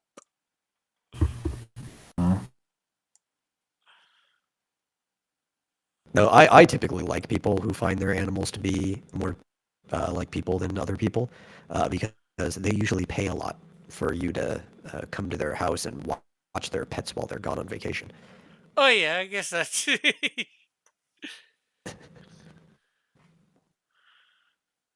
I like, oh yeah, I love animals. Just not having them myself. I love other people's animals. Yeah, because you don't have to take care of them too much. Unless somebody asks you to and you say yes. If you don't take care of them, then they won't hire you back. I don't know. I take care of theirs, but by too much, it's like I only have to take care of them for like a week at a time or whatever. It's great. It's like a little. They're on vacation. I'm on the vacation of like vicariously living as a pet owner for like a week, and then I don't have to have that responsibility anymore afterwards. Of course. Some wild things too. Like I've looked after like birds, different like macaws and parakeets and stuff. Like, ferrets, even like marsupials, like sugar gliders and stuff. I've looked after some bizarre stuff, but it's cool. Yeah.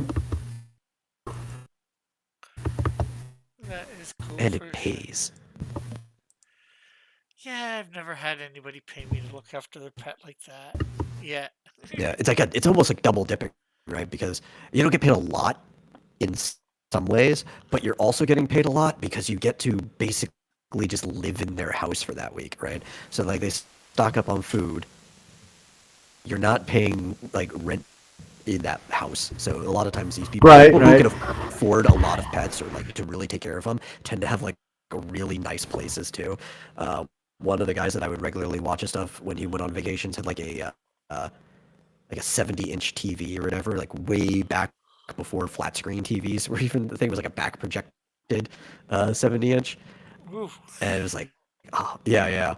And with Wait, treadmill I just in the living room, I can like go on walks while watching movies and stuff. Like, oh man, have you ever seen? I just thought of another great movie. Have you ever seen Salt Lake City Punk?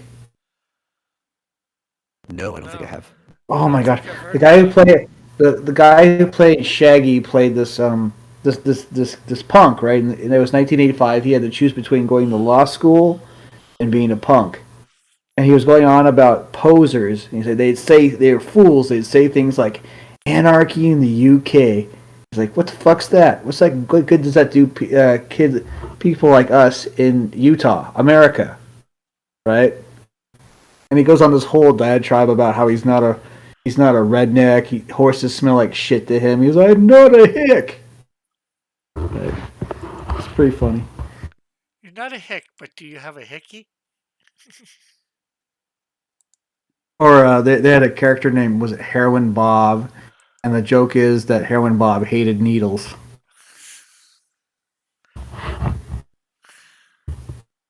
You have to see the movie. See, that's what I'm talking about. I described the movie. You have no idea what I'm talking about. Hey, it's Dillard. Hey, Yo, Joe. yo, what's up, Rick Piper of Cross Comics? What up, Metal? What up, Punk ass Tim? Oh, fuck you too. Doing good. What's up with you? I'm kidding. I just had a delicious. Still burping on my dinner was so delicious. Oh, Oh, yeah? excuse me. Must have been a good meal. I think I will. Excuse you. Hey, you ever heard of a brand? I think it's called Bertolli or something like that. Bertolli. They make these frozen dinners. It's like oh my god, they went up in price so much. It's basically a small bag, right? A Right. small bag about, I don't know, what is it? 16 ounces, 24 ounces. Oh, I think yeah, yeah, I've 16. seen I use 2 of them for me, and then some for the kids who want to eat. My wife normally eats her own little diet stuff, whatever diet she's on. But But like Oh, South so Beach good. Or something. yeah, you I've just never had basically it, get but I a recognize the skillet. bag.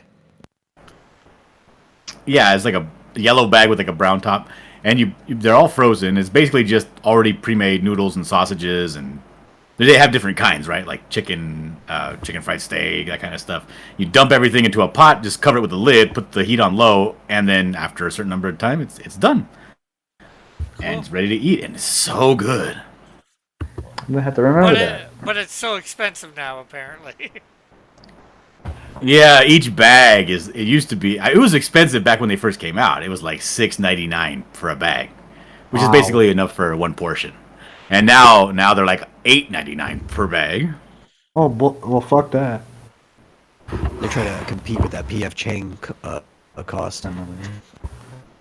I guess so, but man, they are good. I will say that. So what's up with you guys? I ain't seen and hung out with you guys in forever. Right. Well, keeping myself busy, working on different projects. Nothing out of the ordinary. What you doing today? I work today. Well, you're not at work right now, are you? No. I don't do nothing when I get home. What you doing today? He's hanging here. Yeah.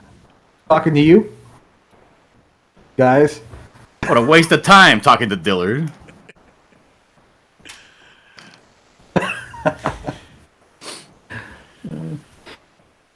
My camera at? There I am. There you are. And here I Yeah. am, So you're sweetheart. So you were talking about really good scenes in movies, and my thought I was was talking there's so about many to really good choose from. scenes with villains in them for movies. Oh, villains! A real good. What's a real good villain? Sigourney Weaver in Snow White: A Tale of Terror. She was just downright satanic. Never even seen it. Never even heard of it.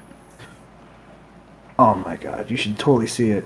It was like it was originally one of those direct to a movie kind of things, but Oh, no wonder I didn't see it. pretty good compared. I am of the opinion that only things that are blockbuster hits are worth watching. Oh, I see. Not always. Yeah, but Yeah, that's like your the opinion. Ant-Man- I the said Ant-Man what I movie's said. I terrible. started with a caveat. I said I am of the opinion. Oh, he refers to Rick, himself. you were yeah. talking to the same person who only wants to listen to popular music because there's got to be a reason why it's popular. Yeah. All right. Each their own. Does it become popular because John listens to it? It's his. Hey, it's his prerogative. This is my It's world. like, why vet stuff out when it's already been vetted for you? You know. Exactly. Yeah, see, genius. If it's a Yeah. blockbuster hit, if it's a smash, international smash, I'd be like, well, there must be something good about it, right? I'll take a All right. look. At least the Well- marketing's good. You could say that. Yeah. People could have been duped. I don't know. I mean, there is some sense of logic to that statement. Like music, right? There's nothing that grinds my gears more than people that are all up their own behinds about underground music.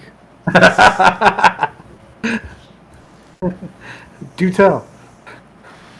And they got like those idiots. What's that group that came from England a long time ago?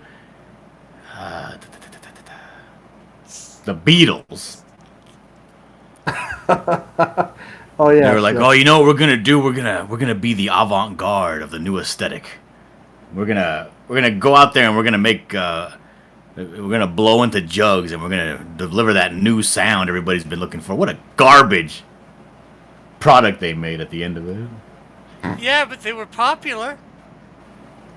In spite of that, I mean, they were popular before they started doing that.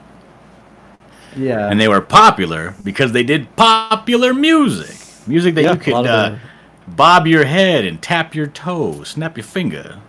A lot of their Do the earliest step. stuff was covers, like a lot of people started back in the day. Yeah. That, and they probably had a pretty good marketing team. It's People hard- screaming and not know why they're screaming. That has to be marketing.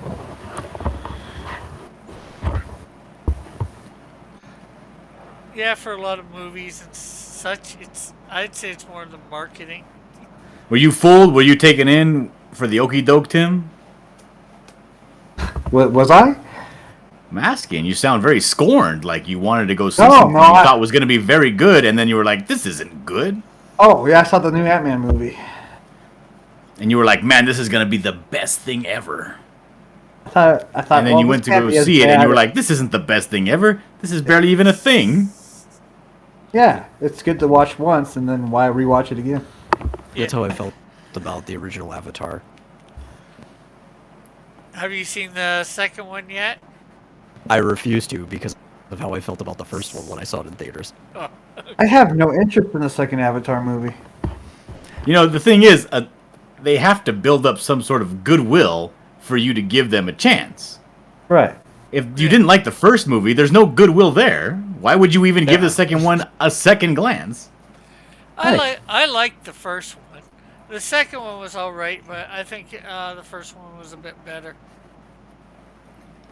I would Well, have that given means the that first because I one- hated the first one, so the second one must be god awful.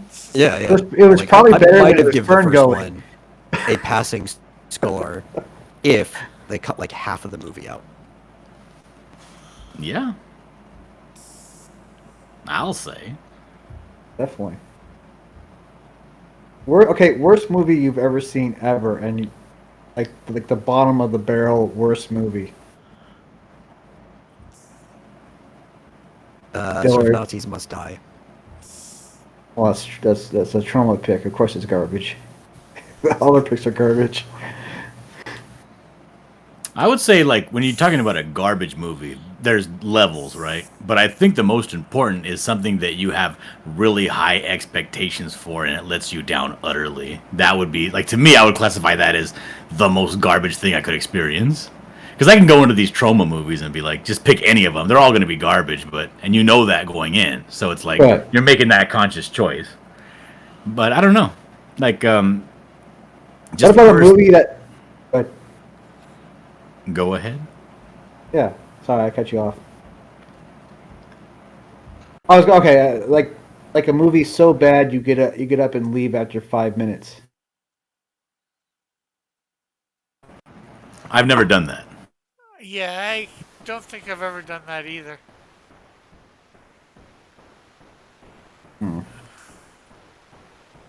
I've paid my money. Even if the movie's really like, if the movie seems really, really bad, there's no way I would ever leave like within the first 5 minutes. I would at least give it like 20. Oh, I see. And usually it's, at least for me, it's like, this may be god awful, but I paid my money. I'm gonna see it to the end. I actually fell asleep during the remake of Total Recall. It was pretty bad. Yeah. Oh, I never even saw that. Oh, I did fall asleep. Now, granted, I was tired, but I did fall asleep watching the newest Batman movie with Robert Pattinson. Yeah. I fell asleep. And I fell asleep twice watching the Last Jedi. I fell asleep, and again, like Dylan said, I was really tired for this movie. I think it was Terminator Salvation. That was the fourth one, right? How ironic! I fell asleep watching The Last Jedi. Also, I think my cousin had to wake me up. She was like, "You fell asleep." Now, you told her, you're not supposed to wake me up like that. We talked about this. I'll tell you a bad movie. That was like overpraised and people wanted to see. And I think the name of it is Hail Caesar. Have you heard of that one? Right? No. No. That George was Clooney like a- movie? Yeah. Right. And I everybody saw praised it. trailers. I never saw the movie. And my dad is a movie guy. Like, he'll watch almost anything, right? He'll even enjoy shit. And if you try to complain, he's like, don't think about it too much. It's a movie, right? And even he, of all people, went to the theater to watch this and got up and left. And I've never seen him leave a movie in, like, my entire life. He even liked The Last Jedi. Just Here's the because it was a thing. Star Wars movie. Yeah. I mean, there's some things that you almost feel like you have an obligation to watch because it's something that you either know so much about or it's so much in your wheelhouse of things that you do like that you give it a chance. Like Cocaine Bear. Oh, I totally But- watched that. I don't. Yeah, me too. But the thing is, like, some of this stuff has no pedigree. If you have no pedigree and it looks like garbage, why would I give you a shot? Yeah. If the trailer doesn't get you, then why would you watch it? Most Yeah. trailers are very Heck. bad at selling a movie. They'll either oversell or undersell. Like, most of them aren't on the par with the movie. I think there's only been one thing that I've ever shut it off that's been so bad to me, and that was the first episode of Riverdale. Oh, yeah. The homosexuality. Well, just everything in it. The characters are so off. Everything. It was just like, this is not Archie. Oh, I did not cut it off. I did not cut it off until the guy comes in and he's like, straight guys, am I right? And I was like, okay, that's enough of that. Oh yeah, because that was. That was like Kevin- it was like 4 minutes into the first episode. Yeah. Well, that's a new character they created for Archie, like, I don't know, 20 years ago. 10. Doesn't matter. Yeah. It just sucks. Yeah. It just sounds like a stupid attempt at humor. Yeah. Like, I was watching this show called You. Have you guys seen Oh, this yeah. show called You on Netflix? Nope, I I don't don't have think so. Netflix. Me neither. It's like it's a murder. It's like a murderer. I think they're trying to be like a Dexter type deal. The entire first episode is narrated. Just the guy talking about, what is she doing? Well, she came into the bookstore. She's probably one of these people. It's very, very up its own ass when it comes to, like, you can tell, like, this writer for this was, like, given free reign to just tickle the ball sacks of writers. You know what I mean? Yeah. And in this show, there's two main characters. There's the killer guy, and there's the girl that he's trying to manipulate into being his girlfriend. They start off with her being a hoe, being like promiscuous, sleeping with a bunch of dudes, drinking all like just going out with her friends on a weekday and just getting bombed every day. And I'm Right, like, I right. don't have any desire whatsoever to start watching anything that has to do with some lady who's some kind of a hoe. Yeah. It pains me. It disgusts me when I see it on the screen. Now, if you've seen the movie Requiem for a Dream, there's a girl that ends up being a hoe and all strung out and a drug addict. And that's fine because I watched her arc from being a normal person to falling into despair. Right. But yeah, I mean, we're starting from this is our starting space on the Monopoly board is we're starting with her being a degenerate hoe. I don't want to follow you on this journey. Seems like an unlikable character too. Oh, Am I yeah. right? And they try to make you like her, and it's like, I'm sorry, it's not working. It's just not working. And if you can tell when you can tell that somebody's trying really hard, like, oh, this is supposed to be a character that you can empathize with, and this is a good character, but it's not working. There's really no point in continuing the show because for you, it's Right. never going to be good because you're never going to be able to follow or get with whatever the director's trying to do. You know? Right. Yeah, That's my 2 cents. If you're not having an invested interest in the character, then I can see your point.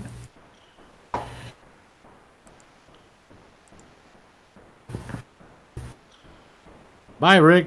I'm still here. I'm just changing things up a little. I don't know what I'm. Mixing it up. Huh? What are you doing today, Rick? What's going on with you? I just worked on a bunch of different comic things. uh, yeah, let me show. Although I did show a little earlier, but It's funny you say today. I look at the clock. It's 10:04 p.m. yeah. Well, technically it's yesterday for me now. So, but yeah. That makes you the lamest out of all of us, Rick. Yeah. Well, I actually didn't do too much on this today. This is the beginnings of coloring. I still have a little bit of my day to seize. Your day is over. My days No more over when I carpet go to diem bed. for you. Seize the carp, Rick. Seize the carpet. Carpe. There is the first panel of Snowdrift 2 colored. Neat. Are you I gonna can make tell- me go and turn on YouTube? I can totally see it. Your virtual cam died again. Oh, I didn't put it back on. Sorry, there. Should be coming back. Hopefully it's back There on. we go. Yeah, I can see it. Why does this lady look thicker than when I drew her? I don't know. Is that Have a you bad thing? Skewed the screen to make it fatter? Well, it might come back to the right size there now. There, that should... It's gonna change. Yeah, to see the chat, I had it... Oh, Oh, okay, there we go. It's like, Frick, please don't do that in the final comic, please. It's No, just I the just- bird thing all over again. no, just usually I... It's the fucking it's the Melvin cover that I did all over again. Hey, you know what? I would take curvy take that women back. over more birds any day. That pains me, Dillard. That really does. But... Timothy takes my beautiful Melvin cover and stretches it so that it's a square and puts it up on Indiegogo. Like, what the fuck? Oh yeah, that. My bad. My bad. You're gonna hold that against me forever. Oh yeah. Finished remastering page 8 of the Canadian Shield #1.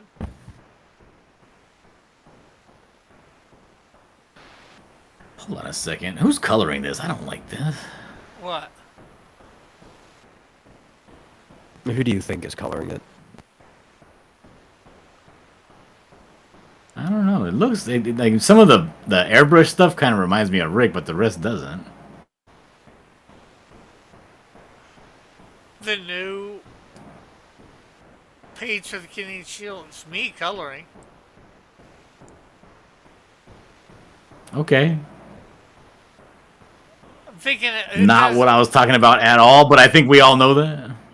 Oh, what? You talking about Snowdrift? What? Yes. Okay. I've only done the shading and all that on Dear one. Lord! Where am I? And I know. how did I get here? You may be asking yourself. Where did they? You wonder why the Holy One wants this. You will soon find out. Man like Cougar looks around to see if he can get a clue as to where he is. To no avail! That's in the Canadian Shield audiobook coming soon. This... Canadian. I wanna radio be honest here drama. for a That's the second. way to do it. And I could be incorrect. Normally I'm not. But I could be incorrect. Possible. This Snowdrift doesn't look like how I drew her. The inker changed some things. Didn't taper places that should have tapered. Bold in the lines where they are now too bold. Changed the look of it. Oh, Lifehawks. I think so. Yeah, Five Flocks is doing the inking.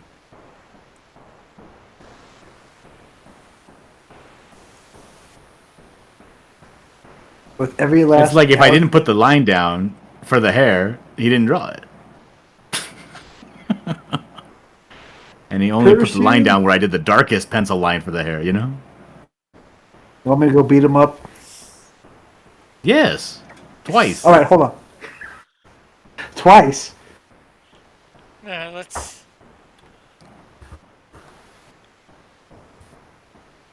see. I still have the...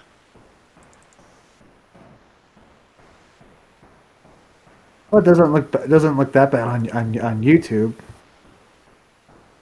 That's on YouTube.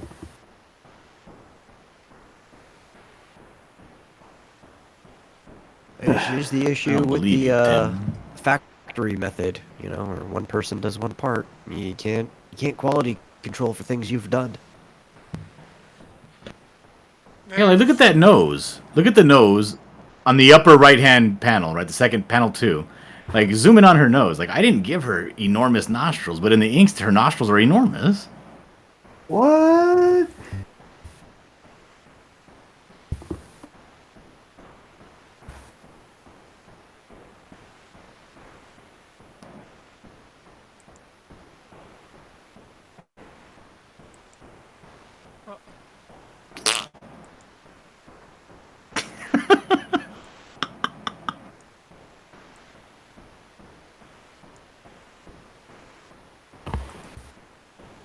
Huh.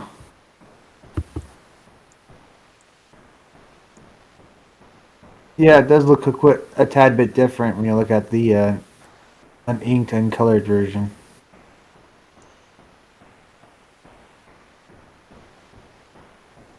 I think what happened, well, part of what I think happened is some Is it of the ink, the outside of the line? Oh,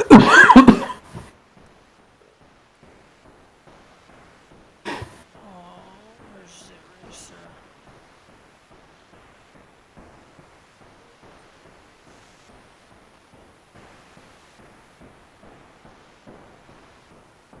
Some of these.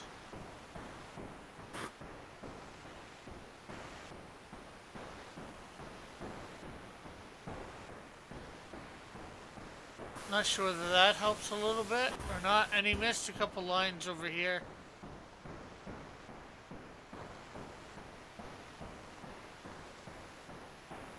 And on this side.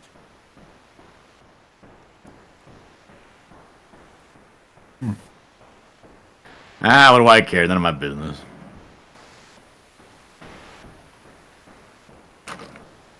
So how's the new Buckler project coming along? It's not. I'm still working on the work I have to work on today. So behind on everything. It's ridiculous. I'm still looking forward to that dinosaur book. Like, you know how you're done with work and you're here doing comic Yeah. stuff? Like, I'm still at work. Man, I tell you, if you do that dinosaur book, I will totally back that. That sounds like a fantastic idea. You're not going to back the booklet? I mean, yeah, I might. He hasn't. Well, what does it backed matter what I any- do then? He hasn't backed anybody's book yet.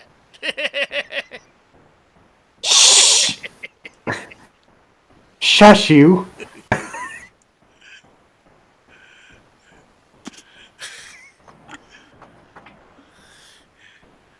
And of course, I did some work on Melvin, number 3 today. Yep. Coming along quite nicely. Which should be finished tomorrow because I just. So last time I talked to you, Rick, you were talking about possibly actually making money doing some artwork and stuff for somebody else. You still working on that stuff? Yeah, well, whenever Tim gets around to paying me, I'm earning money through doing the inking. Yes. And then there's this Stargazer project, or Stargaze Counter-Strike project by the guy. There you go. Stargaze. Well, just Stargaze. There's no R on the end. Funny how Dillard I bet zeroed there are a in on lot that of one. homosexuals in the stars.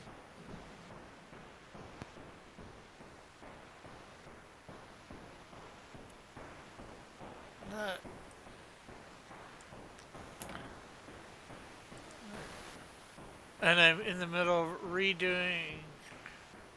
making this page here So let me ask you a question, Rick. into the Ford. Why topic. are you remastering? Why on earth are you remastering the Canadian Shield? One to get some of the artwork a little bit, make him look a little bit bigger like he's supposed to in it, and then the colors a little bit to more what I would like.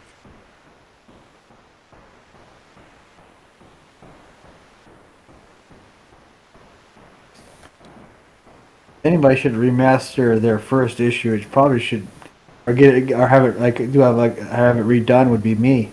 So I mean, I kind of rushed through for the first issue, rushed and put together. Pope Raven rolls in his grave. What the hell? Nobody has made a comment in the chat since I got here, and I was the one that commented last that says I'll be there in 15 minutes. Yeah. Yeah, I noticed that too. And I'm watching the show. I'm one of the 3 people that are watching. Yeah, I know it's weird. If I ever redid Melvin #1, I definitely would have have to have the script rewritten. See, I think the show is dead at this point. I'm also one of the 3 people watching. Yeah. Oh shit.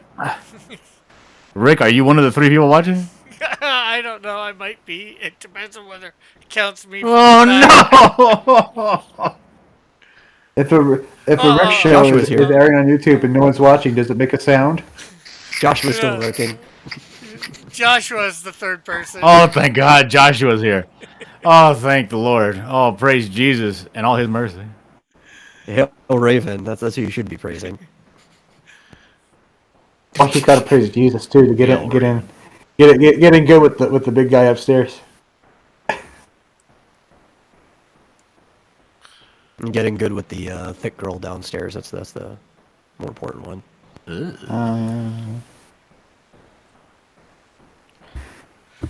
So yeah, did a few things, done a few different projects today, or yesterday now, I guess for me. Say that Raven as a character is not especially thick by any means, but for some reason, all of the art you find of her anywhere, she is way more curvy and plump than she would be otherwise.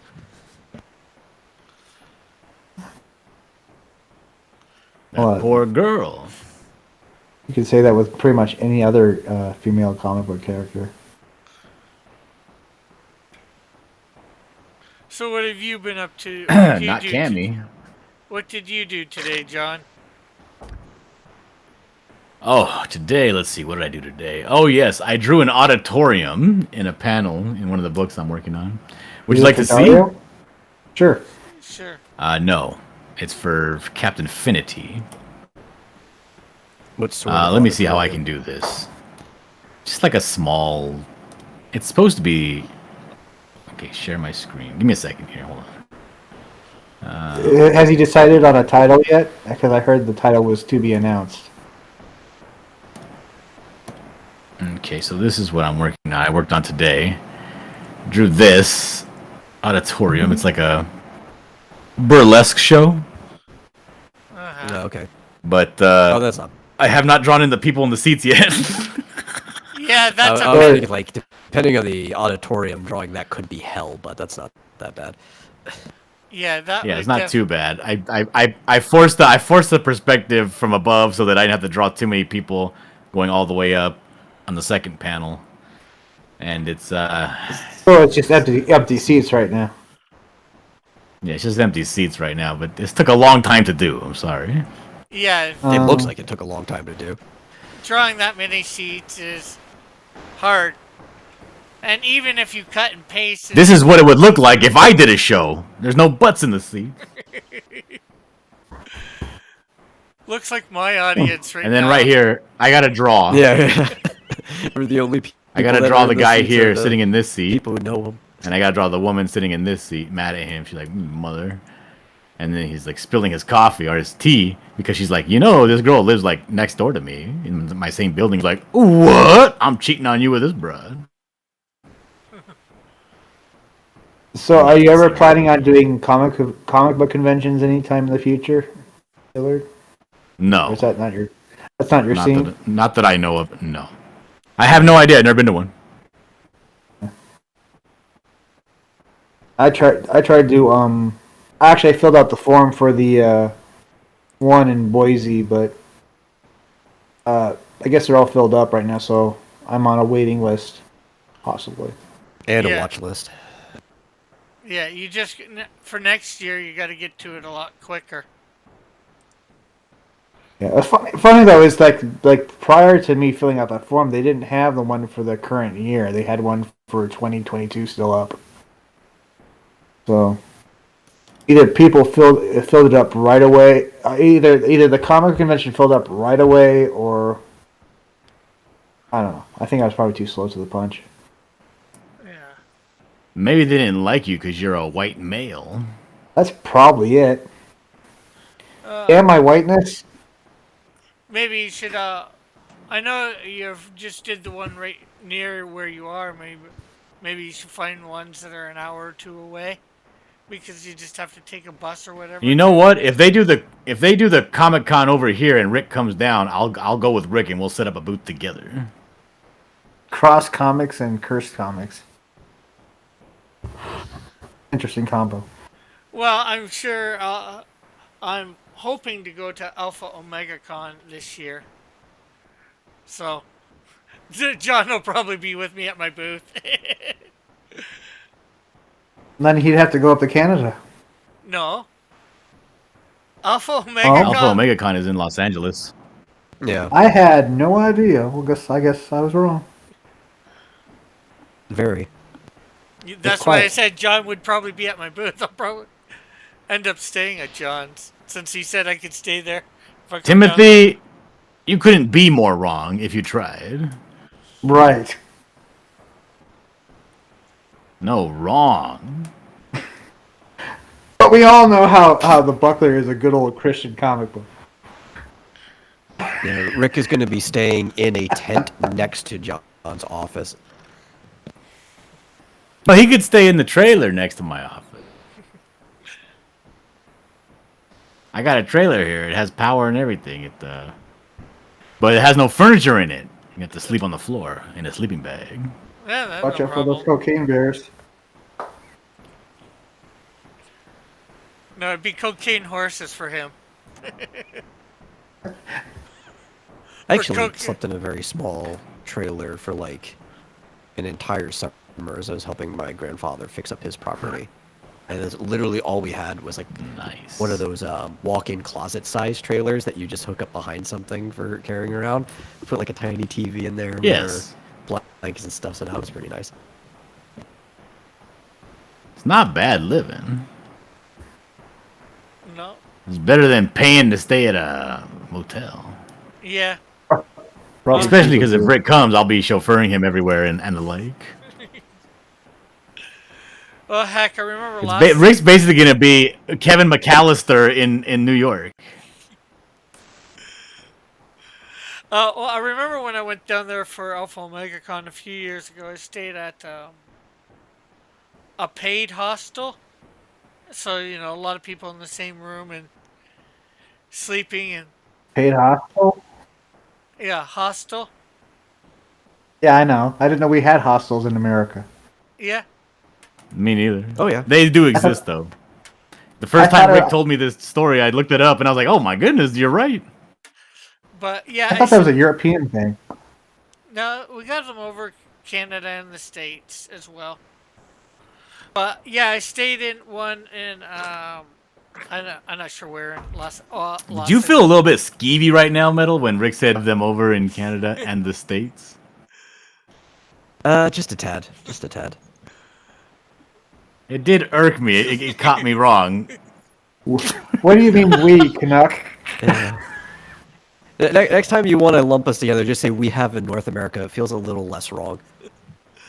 Yeah, but I don't know whether they have them in Mexico. Oh, they definitely have them in Mexico. They have hostels in Mexico. Yeah.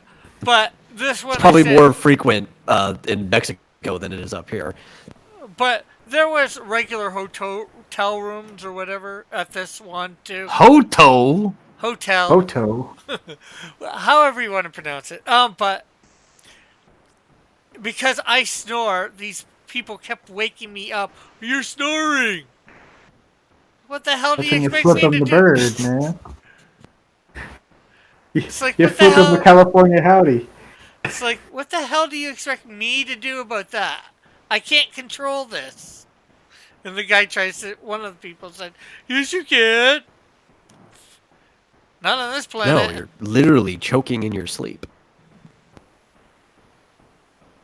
What you should have done, Rick, the appropriate response is, what are you going to do about it, tough guy? And then you shove them in their shoulder with your fingertips. And then you do the Canadian thing and apologize for it. Well, you shove them again.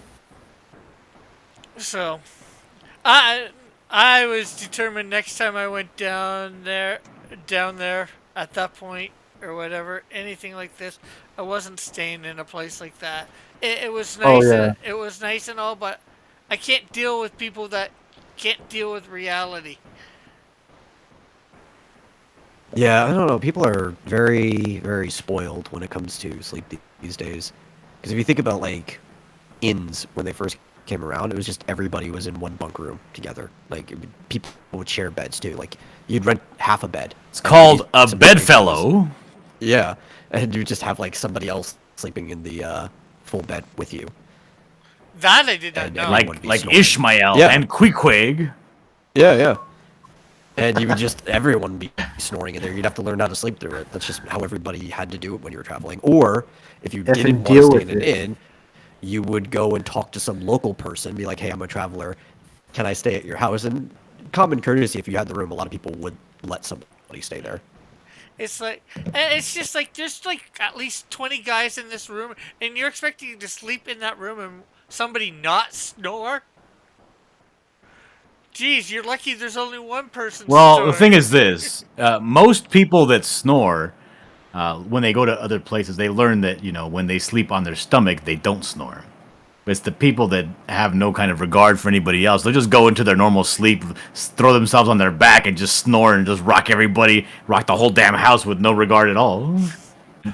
I don't think I could ever sleep on my Well, I can't sleep on my stomach. I can't fall asleep. It's the same kind of bitching that you're describing about these other people saying they can't fall asleep with snoring. I've fallen asleep with snoring. I've had people worse than me. What are you, a superhero? Oh, look at this guy, Rick Piper. He's a fucking superhero. He fell No, asleep when somebody was snoring. He can't be a superhero. right? Because doing a Superman is on your stomach. I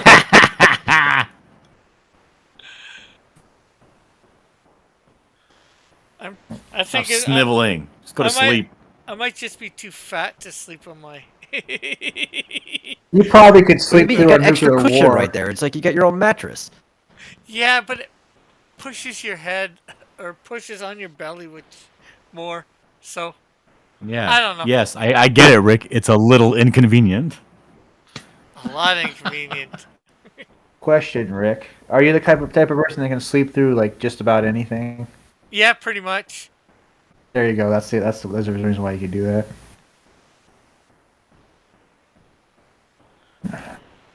When I found out that my wife was pregnant with our kid, because when the first kid we had a miscarriage, but it was early, sorry. so it wasn't too big of an impact, right? But the second time, after it got past the point where it was like probably not gonna, because you know what? I mean, the fact is, like, I think it's like 1 out of 10 people have miscarried their first kid. You know, some of them don't even realize it, but. The second kid, when it got to the point where like, wow, I mean, she's starting to show. It was pretty late in the term, and I was like, this kid's coming, right? Kid's coming. I sat down. That's not true. I was laying down, but I kind of, as I was laying down, I said, Lord, I'm a little bit scared, and I don't know what to do. This is gonna be my first kid. I understand that I'm older already, and I shouldn't be having these jitters because kids and teenagers have kids and they make it work out. They figure it out. Right. But I'm a little bit uncertain. I need you to help me prepare so that I can be prepared for this kid. And from that day on, I've never been able to sleep all the way through the night without waking up. And Are you a light I think sleeper? that was a way.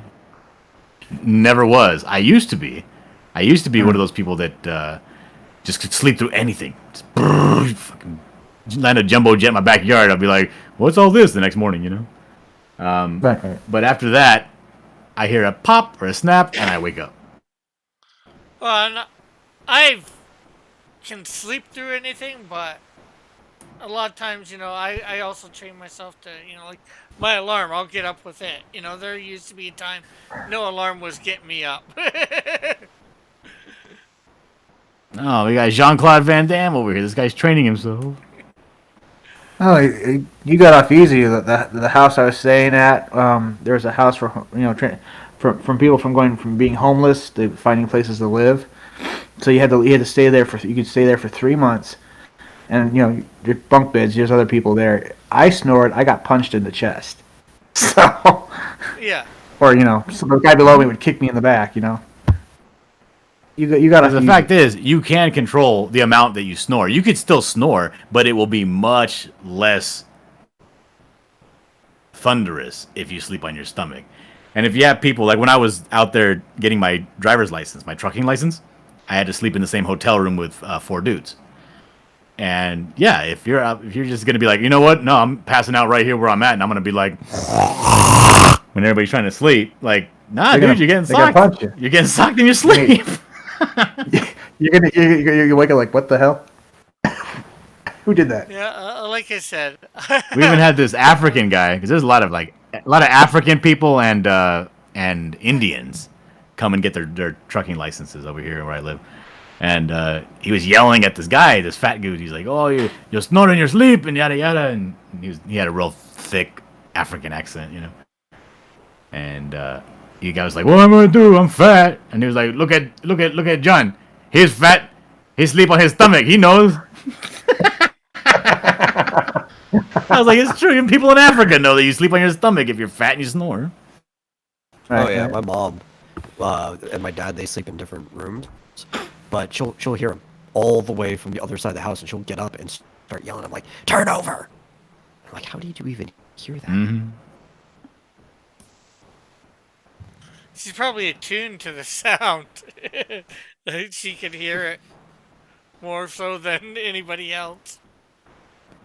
Yeah, my older brother snores. And he Oh sounds yeah, like when a you start to chainsaw. find the aspects of your partner to be annoying, that noise, whatever it is they're making, will cut through any noise, and you'll hear it and be like, "Oh, you motherfucker!" The only thing specifically with anybody around here. It is my dad. When they sleep, that bothers me. He'll walk through the living room, and he sleeps in the living room. And sometimes, if he's been drinking, he will eat in his sleep. Oh, that's weird. Like he'll have dreams of eating, and you'll hear like the.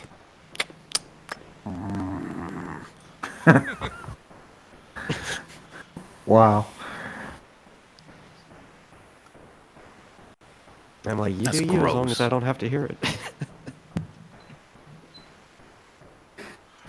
Now, supposedly I used to sleepwalk, and then one time I tried to leave the house in my sleep, but I kept pulling the door the wrong way.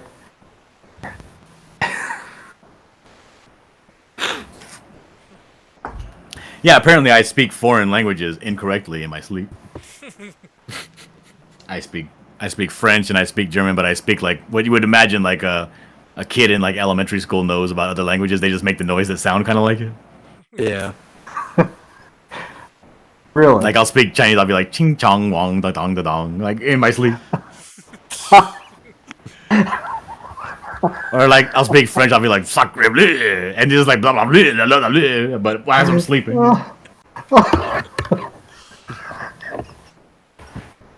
It's so funny, Tim. That? Ugh. Well, guys, I'm getting a bit tired. I'm pretty sure that Rick is gonna go fall asleep and dream of riding, flying on giant geese. It's the number one dream in Canada. I've never dreamt of anything like that in my life. I don't believe it. Well, that's your choice. All right, well I'll see you later, Rick. Thanks for having me on. You want to promote anything before you take off? Nope. Okay. Tim, you want to promote anything? Not Canadian.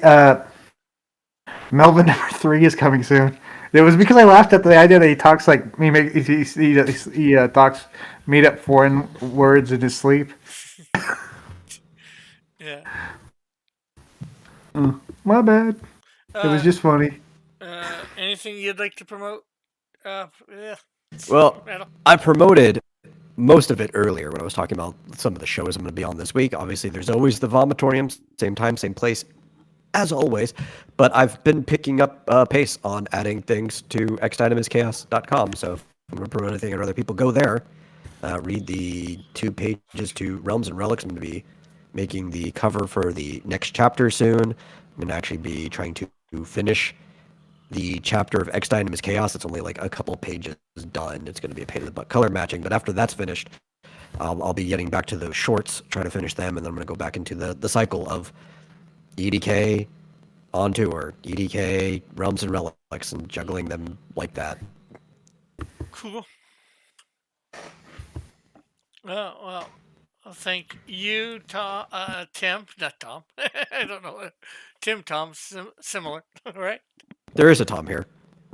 Oh, yeah. Who's this Tom that you speak of? Me. Oh, okay. And Dillard, although he's not here now, thank you guys for coming on and chatting, and thank for everybody in the panel for coming out. It's been great having you all here. We will see you next week sometime. So bye for now. God bless. Have a great and wonderful day, night, whatever it might be for you. Love you all.